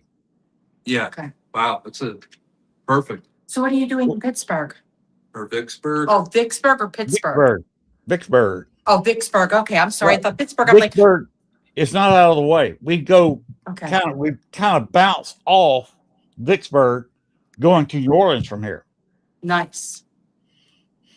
So we're just going to stop by there, go by the cemetery where a lot of Civil War people are buried. Yes. Yeah. And go and close to where the battle was. And we're also going to tour the Ironclad. Nice. Nice. I love history. That's why we like to drive, because we stop at all these little things. Mhm. We do little lives, it just It was is like nice. Father's Day. We went to the Lakeview Cemetery here up in Cleveland, and some of the most famous people from history are buried there. I went to see Elliot Ness's grave. Is there, Freed's grave's there, the guy that came up with Alan Freed, who came up with rock and roll, the name. His tombstone is actually a jukebox. It's really cool. So, Really? Which is really Yeah. cool. Yeah. And a lot of people don't realize is, John D. Rockefeller's buried there too, because he did a lot of his youth in getting his companies going while he was in Cleveland, even though he did a lot of it outside of Cleveland. But he decided to come back here, and this is where he was buried. And of course, James Garfield's buried here. Ohio's has the most presidents ever come from Ohio in the history and all that. I did a little tidbit today about a hockey thing. I do weird, spooky facts from Ohio, and it was about the Columbus Blue Jackets. And originally, they were going to have a different name, but they decided to stick with Blue Jackets because in history, the reason why people are like, why do you call them Blue Jackets? That's such a weird name. No, the Union Army had blue. All right. And Ohio is the state that the most soldiers were sent to fight for the Union Army were from Ohio, hence the Blue Jackets. So it's a little tidbit of history for you. That's cool. Yeah. Now, if you can arrive a little bit earlier, Thursday, Gail and I are taking a river cruise Nice. that goes to the battlefield for about an hour and a half stop. And that's on Thursday? I believe so, yes. We just might be leaving Tuesday. A little earlier. Get a little closer there. And, you're on the river, on a riverboat, steamboat, on the river. You go down a little bit, and take a nice afternoon cruise. Yeah. But they do stop at the battlefield. Nice. Back in 1814. Nice. You remember the song, right? Which one? In 1814, we took a little trip. Yeah. Yes. Down in New Orleans on the mighty Mississippi. Da, da, da, da, da. It's very Mark Twain of you. So so we've been on one of the ships down there. Yeah. And we've got two of them, different destinations. So we're going to go on the other one and stop by the battlefield for a little bit.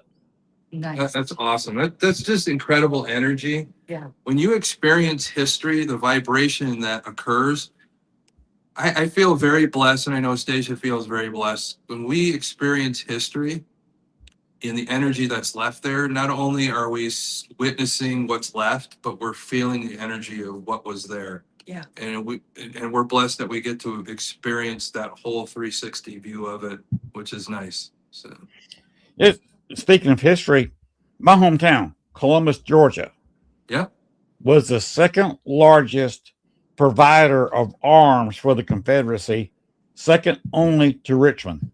Yeah. Wow. Yeah. The ironwork for where a lot of the weapons were built is still standing and is actually a convention center now. Really? Yes. Convention center. Geez, you could have a Paraconn there. There you go, Len. I mean, now I'm giving you the idea, and I'm gonna run you at 3:00 in the morning to have a Paraconn at the convention Chris, center. we're going to keep him up and you can wear him down. Chris is gonna hear that, and now he's gonna return the favor to you there, buddy. So the main room in the con can hold 2,000 people. wow, yeah, that's what you need. Anytime you run like one of these Paracons, you got to find a space that at least is 500 plus. So just to make sure that the fire marshal doesn't kick your ass out. Right. We only get kicked out when we go to Airbnbs and all that, but you got kicked out of anything when I was in high school. I cannot believe as an adult I got kicked out of an Airbnb for having a beautiful candlelit dinner. Yeah, so people are afraid of hearse, I guess. I don't know, whatever. Ask me about it. Too many weirdos in one place at one time, I guess. The energy. You know what? If you would have looked at this dinner party, Lee Tran, Gwen, Matt, Christina Bloom. Yeah. We were there. You had Samaya, you had Raven Wolf, you had Johnny Zaffis, you had Jimmy Petnito, Mr. Haunted. I mean, this was a packed, star-studded dinner event, and it was all shut down. They kicked us all out. The radicals were there. Yeah, Danny and Lauren Perez. And we could just keep naming how many people were there. Yeah, we're all kicked out. Probably that's why we got kicked out, because maybe there was one too many people there, I guess. But we told them we were going to have that, and they still kicked us out. So no, it was the hearse. That's hearse. That's what they can. Why is there a hearse in the driveway? It's like, they're like, what is this party going to be so out of control? You got to get dead bodies out of here a little quieter or something. I don't know. So it's a good party when the hearse shows up. Exactly. Hearse, haunted doll, it was all there. We had everything there. Luna, the dog was there. It was a party. Yeah. Yeah. Would you believe we've done an hour and a half show already? Have we really? Wow, that's crazy. A good show. Yeah. Let's review the Paracons, the photos you sent me. Yeah. All right. So go ahead and name me where they can get tickets, website, etc. All right. So first off, let's just say again, www.hauntedhillviewmanor.com for the Saturday event with Johnny Zaffis. There's still a few tickets left. Let's just sell it out. Everybody watch. Just come and visit. Be with us. Could do the tripwire and watch, Mary and Anna dance like we talked about in Stacia's brought back to life story there. And, Connecticut Paraconn, www.CT Paraconn, 2 N's because it's Connecticut.org. See everything on there. Tickets. Of course, the New Orleans Paraconn, www.neworleansparacon.com. Get your tickets, get your groupings, get your investigations. There's still a couple things left. I think there's still some discounted rooms left. You can't go to New Orleans on that price any time of the year. No, you can't. Take advantage of it and get to be with like-minded people. I'm starting to think, even if you don't like the paranormal, there's going to be other things there to have fun with and be able to enjoy the day. And Chris did an amazing job. Yeah, he's on to something there, and I know it's going to be successful. We're happy for him and Jennifer, and of course you, Len, for giving him the idea. But there's so much: Cleveland Paraconn, the Underworld Culture Con, the Gettysburg Bash, the Salem Paraconn, of course, the Witch Fest in Connecticut on August 8th and 9th. The Hollow. The Hollow in New Jersey. Why don't you tell me a little bit more about Connecticut? Make sure you get all. Well, yeah, the Connecticut Paraconn is going to be big. It's the 6th year. We're having it at the Clarion Inn Hotel in North Haven, Connecticut. Right smack dab in almost like the middle of Connecticut, which is great. You're near New Haven, because if you are a foodie, of course, it's considered the best pizza in the country. So you'll be close enough for that. Near Hartford, there's so much history there. P.T. Barnum was born in Connecticut. There's so much history. Look into it. There's places that you could go. Connecticut's so small, you could visit pretty much everything in a weekend. The event is on one day. It's Saturday, July 11th. Later on in the evening, just down the street, First Jason, of course, led by Ari Lehman, the first ever Jason Voorhees. His band will be playing. James Stokes will be there. There's going to be tons of people there, ourselves, of course. The list goes on, but check out, CT Paraconn, 2ns.org for the whole guest list. Been advertising. We got our spooky lady and all that. So we're ready for all that stuff. So Tom, Station, would you guys, and Lynn, would you mind if I play the advertisement for it? No, please do. Yeah, Please. right ahead. Yes. Let's see all the guests. Hang on one Okay. second. There was a question. Greg asked it. Yeah. If you want to flash it up real quick. Okay. Are you busy tomorrow at 11? Stacia Thomas. Okay. I Well, think I'm not doing anything tomorrow night, so if you contact me, I'm available. I don't know about y'all. Well, we are actually at an investigation at the Haunted Knickerbocker. Yeah. We will be doing a Cool. live tomorrow. Yes. Cool. A friend of mine, Peggy, she owns it. I'm actually friends with her sister. That's how I met. So she only does private invites, and she invited us to go. Johnny Zaffis will be there. So yeah, it's Mary Jo Chudley. Mary Jo Chadley. Of course, us, Johnny Zaffis. It's just us catching up. We're all friends, part of Wardruna, and just to sit back, relax, and just catch up, and then get to do an investigation. And just anybody that follows me or Mary Jo, we're both going to be live on Facebook from each of our phones. So make sure you join that tomorrow night. We don't know exactly when we're going on. We'll try and make an announcement when we kind of pull it together, done eating, done yapping about, everybody's grandkids and stuff like that, and catching up. Hey, And, Tom, that. if you would Yeah. like to go live for a little bit on the network, let me know. We'll have to take a look into that and see how the signal is there, and we'll discuss with the group and see how that'll all That's work what I was going to say. I'll be glad to put it out there for you. Let me know a little bit ahead of time. That'd be cool. Thank you. Of course. And while you're talking to John, maybe suggest I need to get a hold of him and see if he can come on the show and talk about what he's going to be doing down in New Orleans. I will Sometime tell in him July. tomorrow. Yeah, we'll see if we could free him up and all that. I know this time of the year, just like us, we're balls to the wall, and it's going to be fun. But we'll have plenty of time to talk to you on your behalf, Len. We will All do right, that. I appreciate it. Thank you. Go ahead, Gwen. What you wanted to do? Gonna play Yeah. the Connecticut Do you want, time ad.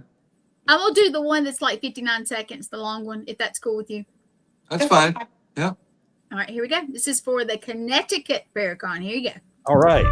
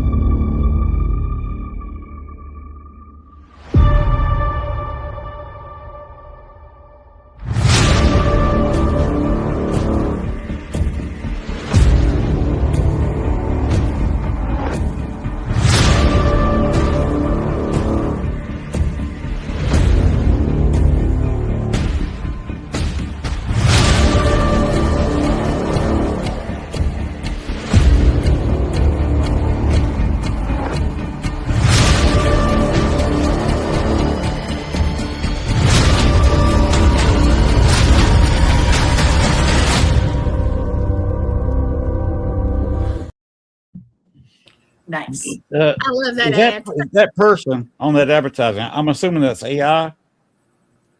That was done on Canva with some animation and all that. Melissa Sarfine with Chaotic Goods. She does a lot of our digital stuff for Charles and I with the Shaman and the Showman. So she does a great job, and that was by far really good one. And we're hoping that Shannon Collins, who models, and she's a great investigator, and she's one of our MCs. We're trying to get her to dress up just like that person because she's very closely looks like that if she really messes her hair and blacks her eyes. So we'll see if she does that for us. So that'll be kind of fun. That would be cool. Yeah. All right, guys, I'm gonna pop back in the back. I wanted to play that one because I know I haven't loaded. You want to go ahead since we did the Connecticut? You want to go ahead and do the New Orleans one? Yes. I've got it loaded. There you go. Yep. Here we go.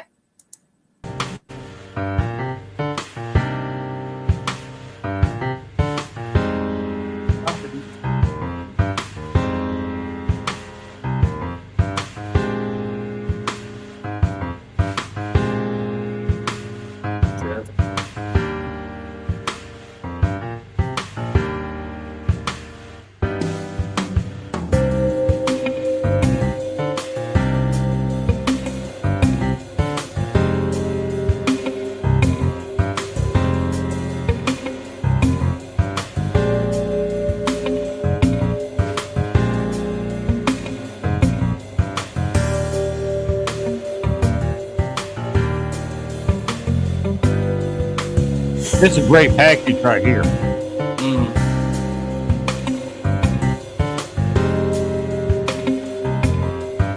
RIP is sold out. It got sold out the first week it was offered. That's a package with Pilot Sebastian. Yeah.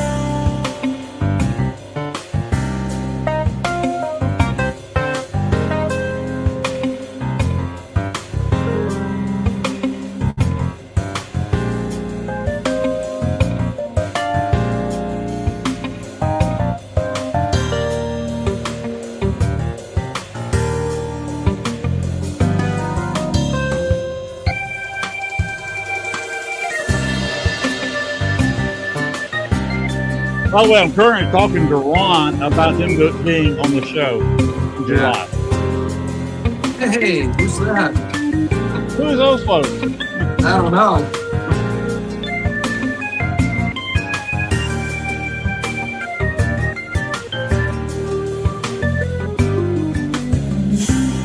Who is she?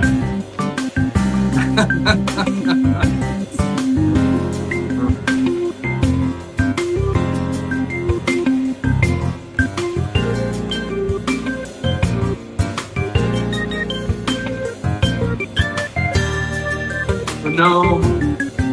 Brandon Cooper is Jennifer's co-host on her podcast. Is our buddy James? Yep. They're going to be leaning, and next year's Paraconn, they're going to be leaning a little bit more into the horror. Yeah. And there they are. Christopher and Jennifer.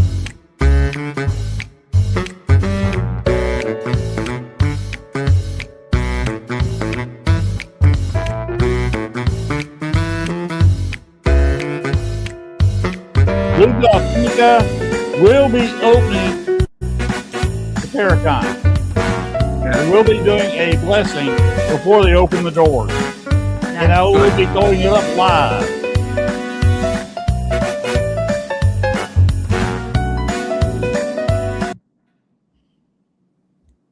They got me working early. Before it even starts, just a few minutes before they open the door. Yeah. To the room where the Paraconn's going to be. I'm going to be right there beside them, and we're going to throw it up live and Voodoo Authentica is going to do a voodoo ceremony, opening ceremony. Nice.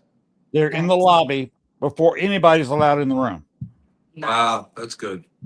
So, Nice. So it's creates it's the gonna energy, be- it creates the atmosphere. That's always good. So right. Oh, by the way, another place I'd like to get y'all is the best fried chicken in the world. And this is authenticated. Somebody checked it out. They ate fried chicken all over the place. They said the best fried chicken in the world is in this little out of the way restaurant in New Orleans. Oh, we're nice. going. Yep. I love the little out of the way spots. Yeah. Yeah. That's what we want. We don't want the touristy. We want the just like I said, like I said, when I do Paracons, I want the people to have something to say. Bring them out of the shadows and let people see them and hear them speak. Same thing with my food. I don't want to go to the places everybody knows. I want the unknown places that are really good. So Well, see, you may have more fun on Royal Street because the Bourbon Street is a touristy area. Yeah. And by the way, the hotel, everybody, you're staying at the host hotel, I'm assuming. Yeah. yeah. Can't beat the price. No, absolutely No, not. yeah. They got a pool. I'll be at the pool a lot. There you go.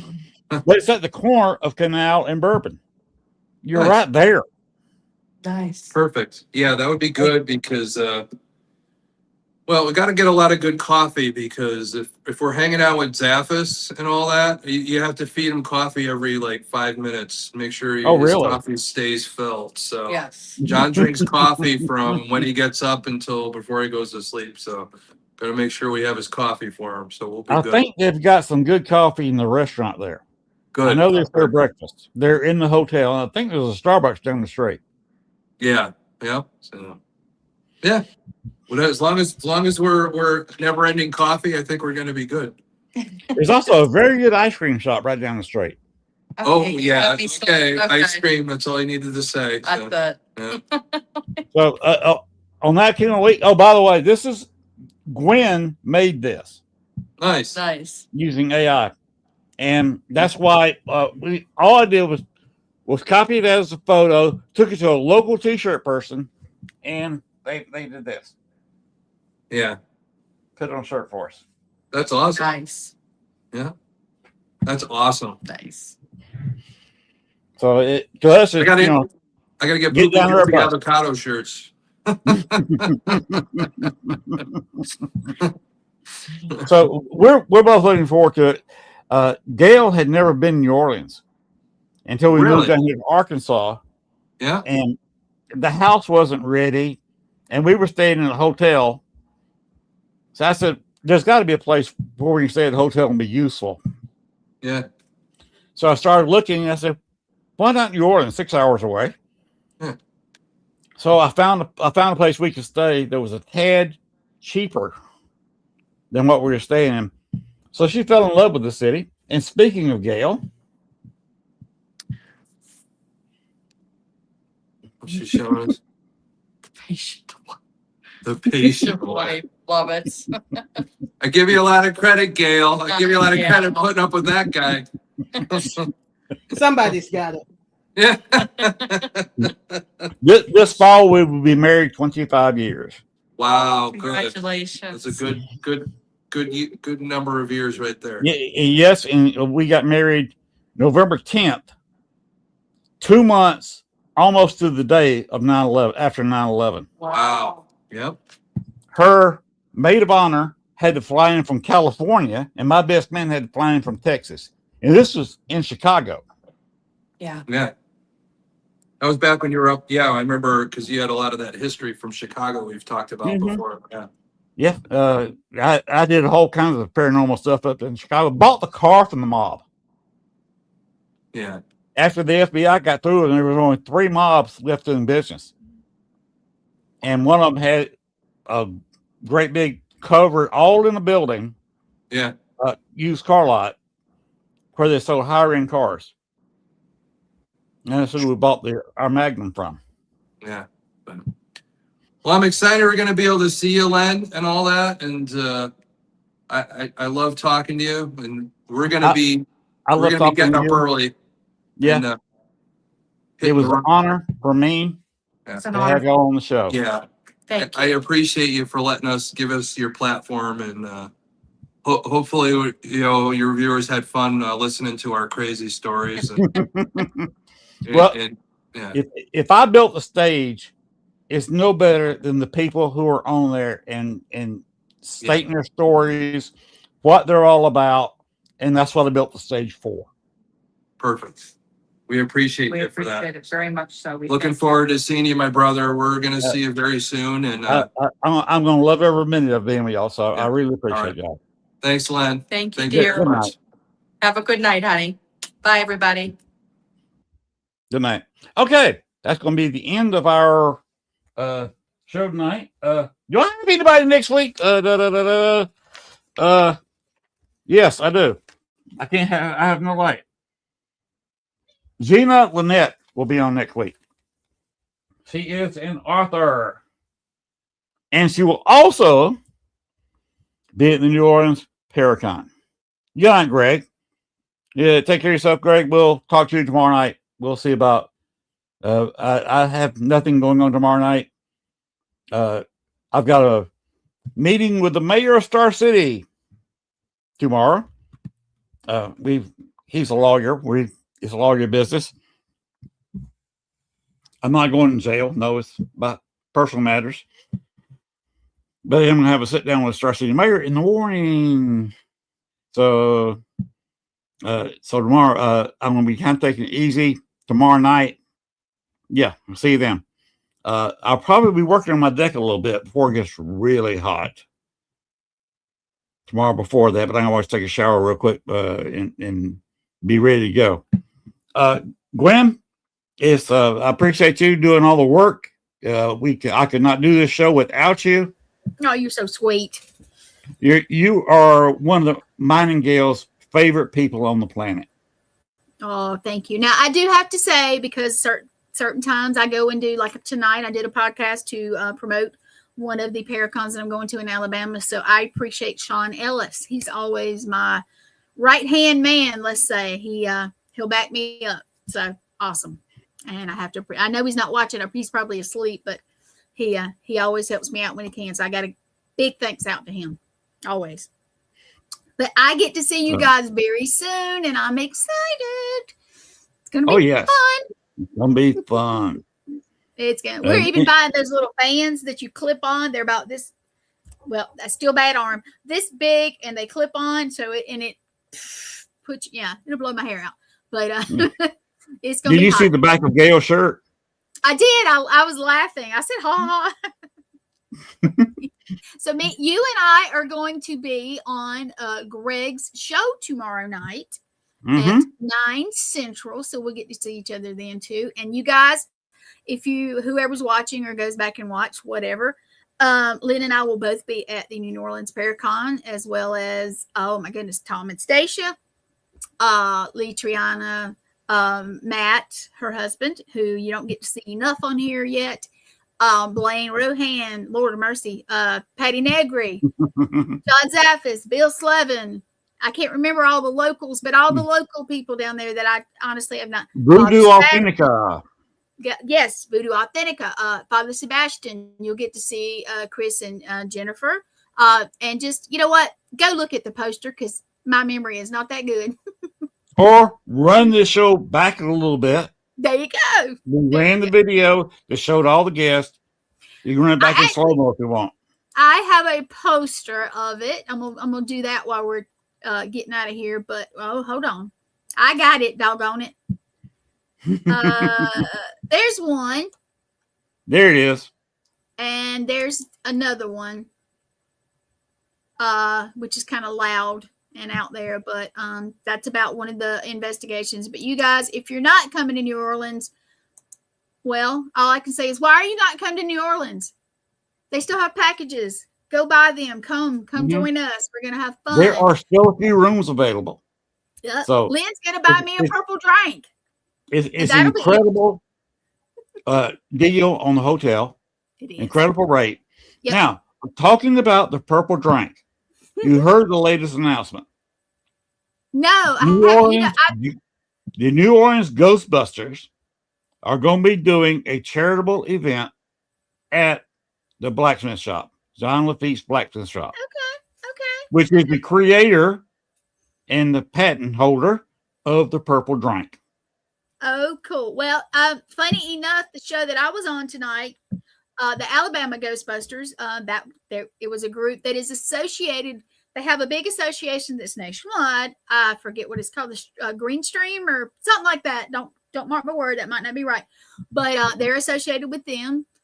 So shoot, I get to go to New Orleans and see the ghost, and then I get to go to Alabama and experience it. So that's cool. That's cool. So that's going to be fun in itself. Oh, and you know what? When I go to Alabama, I'm going to be dressing up, and we not voted, but we put out, and I'm going to be dressed as Xena. Cool. So for the cosplay, I got to get that together. And don't we now? My memory is getting worse by the day, Len. I tell you, in New Orleans, aren't we going to some kind of something that we're supposed to dress up as something? Don't we? Aren't we? I'm not sure. And there's some, you guys don't shoot me. Go to New Orleans website, look it up. I believe there's something that we're maybe it's Gettysburg. You guys, I am getting all this mess confused. I'll be real with you. I'll be You've real got a with lot of stuff, a lot in a row. I do. And you know what? I'll be real with you. Everybody pretty much that watches this knows that I had shoulder surgery. It turned out great. My doctor's happy with it, but it's still very tender. I've got to start physical therapy tomorrow, which is going to be adventurous for me. But I can't sleep really good and rest really good. I'm having to sleep basically sitting up.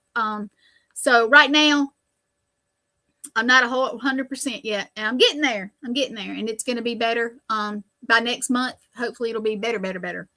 But yeah, so my brain is just like, I can't remember details sometimes. I'll be real. It's because I'm not getting enough rest, but that's okay. It's going to get better. But yeah, you guys, seriously, if you're not coming to New Orleans, buy your tickets.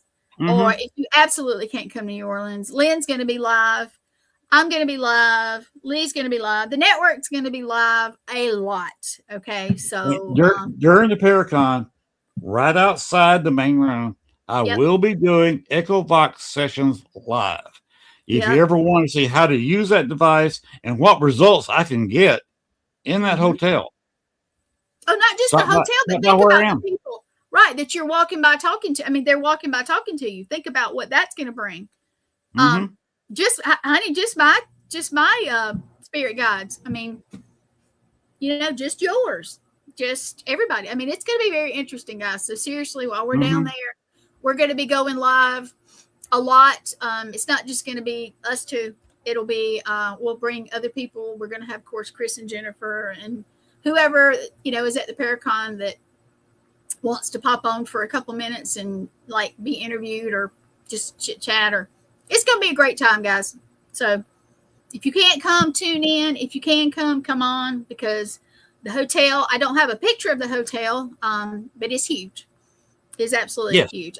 I was looking at. You've actually got the main building, and then across the street you have the annex. Oh, okay. So I did not realize that part. Two big buildings. Okay.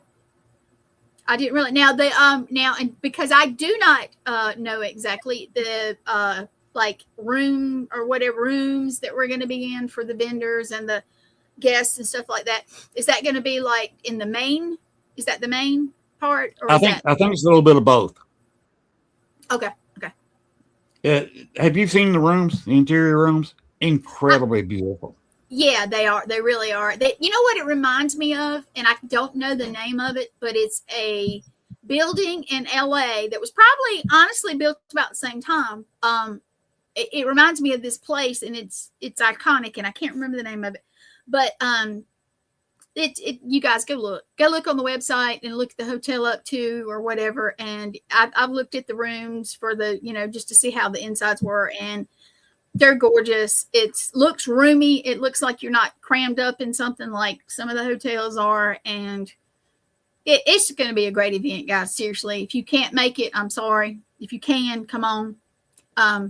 If can't make it this year, make it next year. Yeah, that's what I'm saying. Because you know what? This year we're going to learn from whatever boo-boos happen, because boo-boos happen no matter how many times you put one on. Hopefully we're going to have decent weather. And when I say that, you realize we'll be in New Orleans, so it's going to be hot. But you know, you also realize that you are going to be, when you're standing on the street, you will be several inches under sea level. Yes, you will. So be aware. Yeah. And please, one more time, I'll say this. Gwen knows where I'm going. Gwen. No open-toed shoes. No open-toed shoes. No, don't do it. For I more sound than like one reason. Swingooley when he says no personal checks. I feel like every time I need to talk, I need to say no open shoes. Yeah, for real, guys. You do not want to step in this gravy. No, you don't. Now, if you're walking in the hotel, I get it, because you know where I like flip-flops. But if you're going outside, put you some shoes on. That's exactly what I'm going to do. Hear me a pair in my back. Put on a good set of hiking shows, because all the ghost hunting, the Andrew Jackson, the blacksmith shop bar, all the other places, the voodoo shop is in walking distance. Cool. Not that far, but if you've got a problem like Gail has, she's on a walker. She might not be able to walk that far. There are college kids. They got the trikes. They put you on there. You can always catch a cab or Uber real quick. Yep. I mean, folks, this is a 4-star hotel. 4 stars. Nice. We're not in the Holiday Inn here, or Days Inn, or Motel 6. We're in the 4-star. It's gonna be pool. great. It's got great rooms. You just need to be there. That's all I can say. You need to be there. And the rate that Chris negotiated is amazing. You can't stay anywhere in New Orleans for the price he negotiated. New Orleans is expensive, but you know, and besides the event, while you're down there, there's going to be time you can go do your own little thing for a while. I mean, we have events and stuff, but yeah, that's what we're going to do. We're going to enjoy the city also. You know, we do our stuff, but we're going to enjoy it a little bit too. So, well, you guys have spent almost 2 hours and do a river cruise like we're going to do. Yep. Oh, that would be actually cool, but I'm not sure what our plan is. They go in different places. Mm-hmm. You go of course, we're going to be ghost hunting at night, but the Natchez also has a long river cruise where they serve an excellent dinner, prime rib. Nice. We might have to check that out. Yes. I'm not sure what the plan. I mean, it's hard to do everything in a couple of days. New Orleans has got so much to do. You heard me talking to Thomas about the battlefield. Yep. There is so much there because the history goes back to the first whites walked around this region in about 1602. Jeez. Yeah. And so it's some got of the so much history there. Yeah. They needed women because they had almost all guys there to start with. So they needed women, so they conned a bunch of women into coming and said, this is great, this is paradise, you're going to make it rich. And you got all your single men, you can get married, and the guy is already working on becoming rich. Painted this big, lovely picture. They brought him to New Orleans, basically threw him off the boat, and the boat left. The women were literally on their knees crying because at the time they were being dropped off at what looked like the edge of a swamp. Oh, yeah. Yeah. Oh, yeah. So it was so much trauma, so much death. It was nonsense that a paranormal Paraconn has not been there before. That's true. That's true. This is the perfect place for a Paraconn. It actually is. And you know what, guys? Anywhere you go in that city, think about just what has happened since like our lifetimes. I mean, you know, the hurricane, that was terrible. But they have not just one, but you know, that the Katrina was terrible. And you know, I don't even know how to say that it was already haunted, but now just think of that extra energy. Like, it's going to be wonderful. It's going to be fun. You mentioned Katrina. Yeah. Everybody has seen the photos and videos of Jackson Square in Yep. the Catholic Church there. The Catholic Church is open for tours. They do allow photos inside. Oh, really? No, I see. I didn't Yes. realize it. Okay. So you can go in that Catholic church during the day and in the evening and take a few photos. It is stunning But inside. be respectful, people. Even if it's not Be your respectful. religion, be respectful. You are in a working church. And right next to it is the Katrina Museum. Oh, I didn't know that. Okay. Yeah, you can go in there and see just how bad Katrina was. It was really bad. I actually helped some in the outskirts, and it was bad, you guys. If you don't remember, go back and look at pictures. It'll break your heart. But we're going to be down there. It's going to be all that energy from everything, plus all of us spooky people. That's going to help. And we're all going to be together, and we're going to have fun. And like I said, if you can't come, if you can, come on. I'm sure they still have tickets and stuff. If you can't, watch us, because we're going to be live. Like I said, Len's going to be live, but not just Len. So many people there are going to be live. Yes. Plus we're going to interview everybody we can. Plus, I do my little during the breaks, I'll be doing some lives. Lee Triana will be doing some lives. We'll grab Matt and snatch him into some, and Blaine too. And, we're going to pull everybody in. Trying to think who else from the network is going to be there. Oh, Rez is going to be there. Rez is going to be there. That's right. Sorry, Rez. He's going to be there. He's got a couple people that are coming with him. I don't know if I'm not going to call their names because I don't know.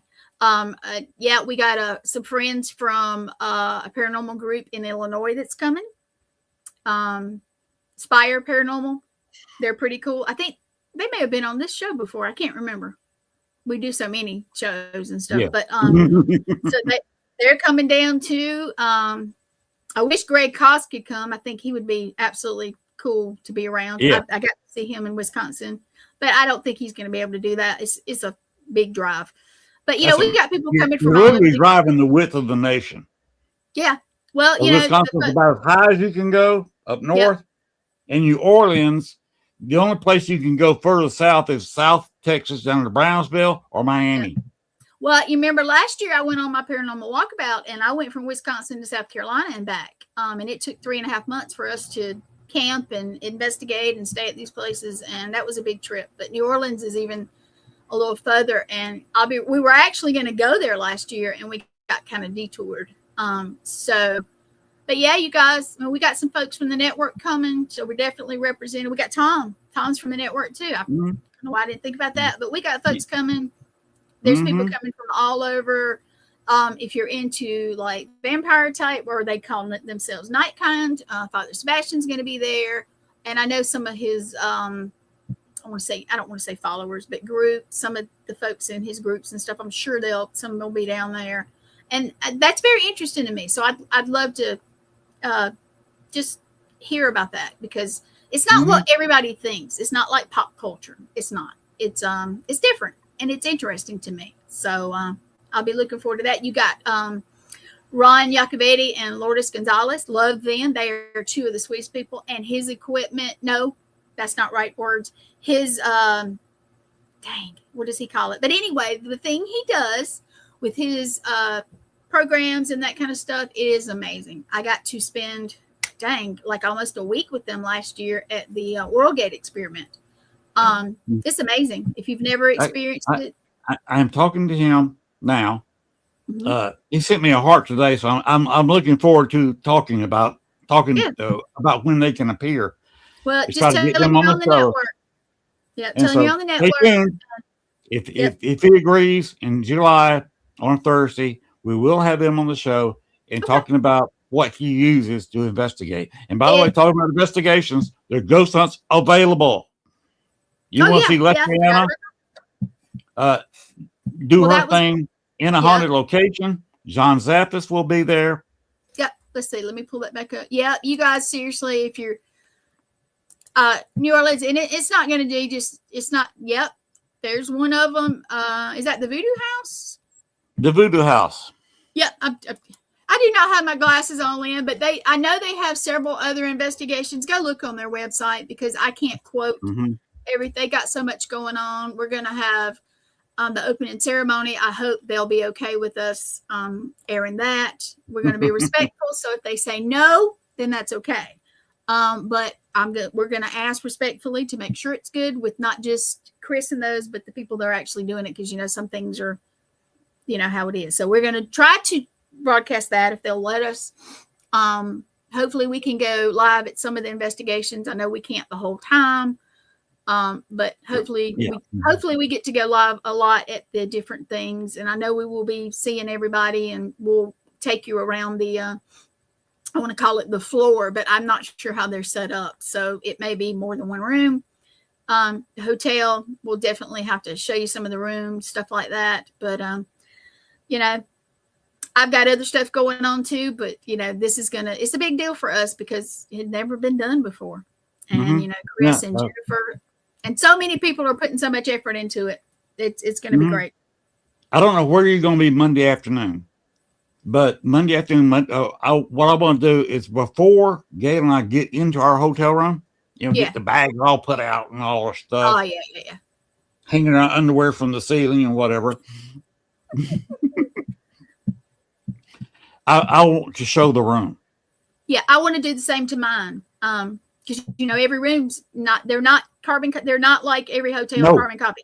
Not even close. And I'm gonna be posting pictures of mine and stuff like that. But yes, that would be cool. I don't know what we're doing. I have the shows, but we could always go live for a few minutes and you show us around or something like that. Leslie Ann and I had a long conversation the other day. Did you know that? Yeah, I did, but we'll talk about that in the back. I told her basically what I wanted to do. Yeah. Is going every show on Monday and the shows on Tuesday and do a 3 to 5 minute commercial. That's it. Well, we'll show something around the hotel, talk about the event, that I'm here. I'm looking forward to meeting everybody. And just a quick ad during their show. And that's it. Boom. That's it. Well, I'll talk to we'll definitely, we have Family Spirit on Monday and we have Cryptid Nation on Tuesday. That's Lee and myself and Blaine. Definitely, if Lee and them say it's okay, I mean, we vote together as long as it's fine with me because we're going to be coming. But I tell you what, guys, it's been 2 hours. I'm hungry. I have not eaten. So we're going to get off of here. So I'm gonna pull back in the back. I'm gonna let Lynn close it out and the fangs need eating. They need eating. All right. Well, I'm gonna pop in the back, but Lynn, you close this out, okay? All right, go ahead and close the door on this show. See you next week. We'll be live next Thursday.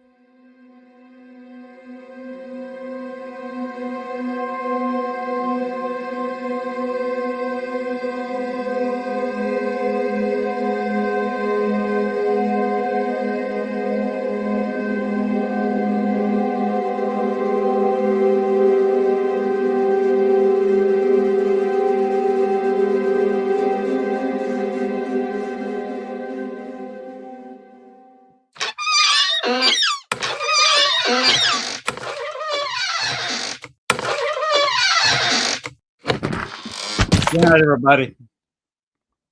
For now.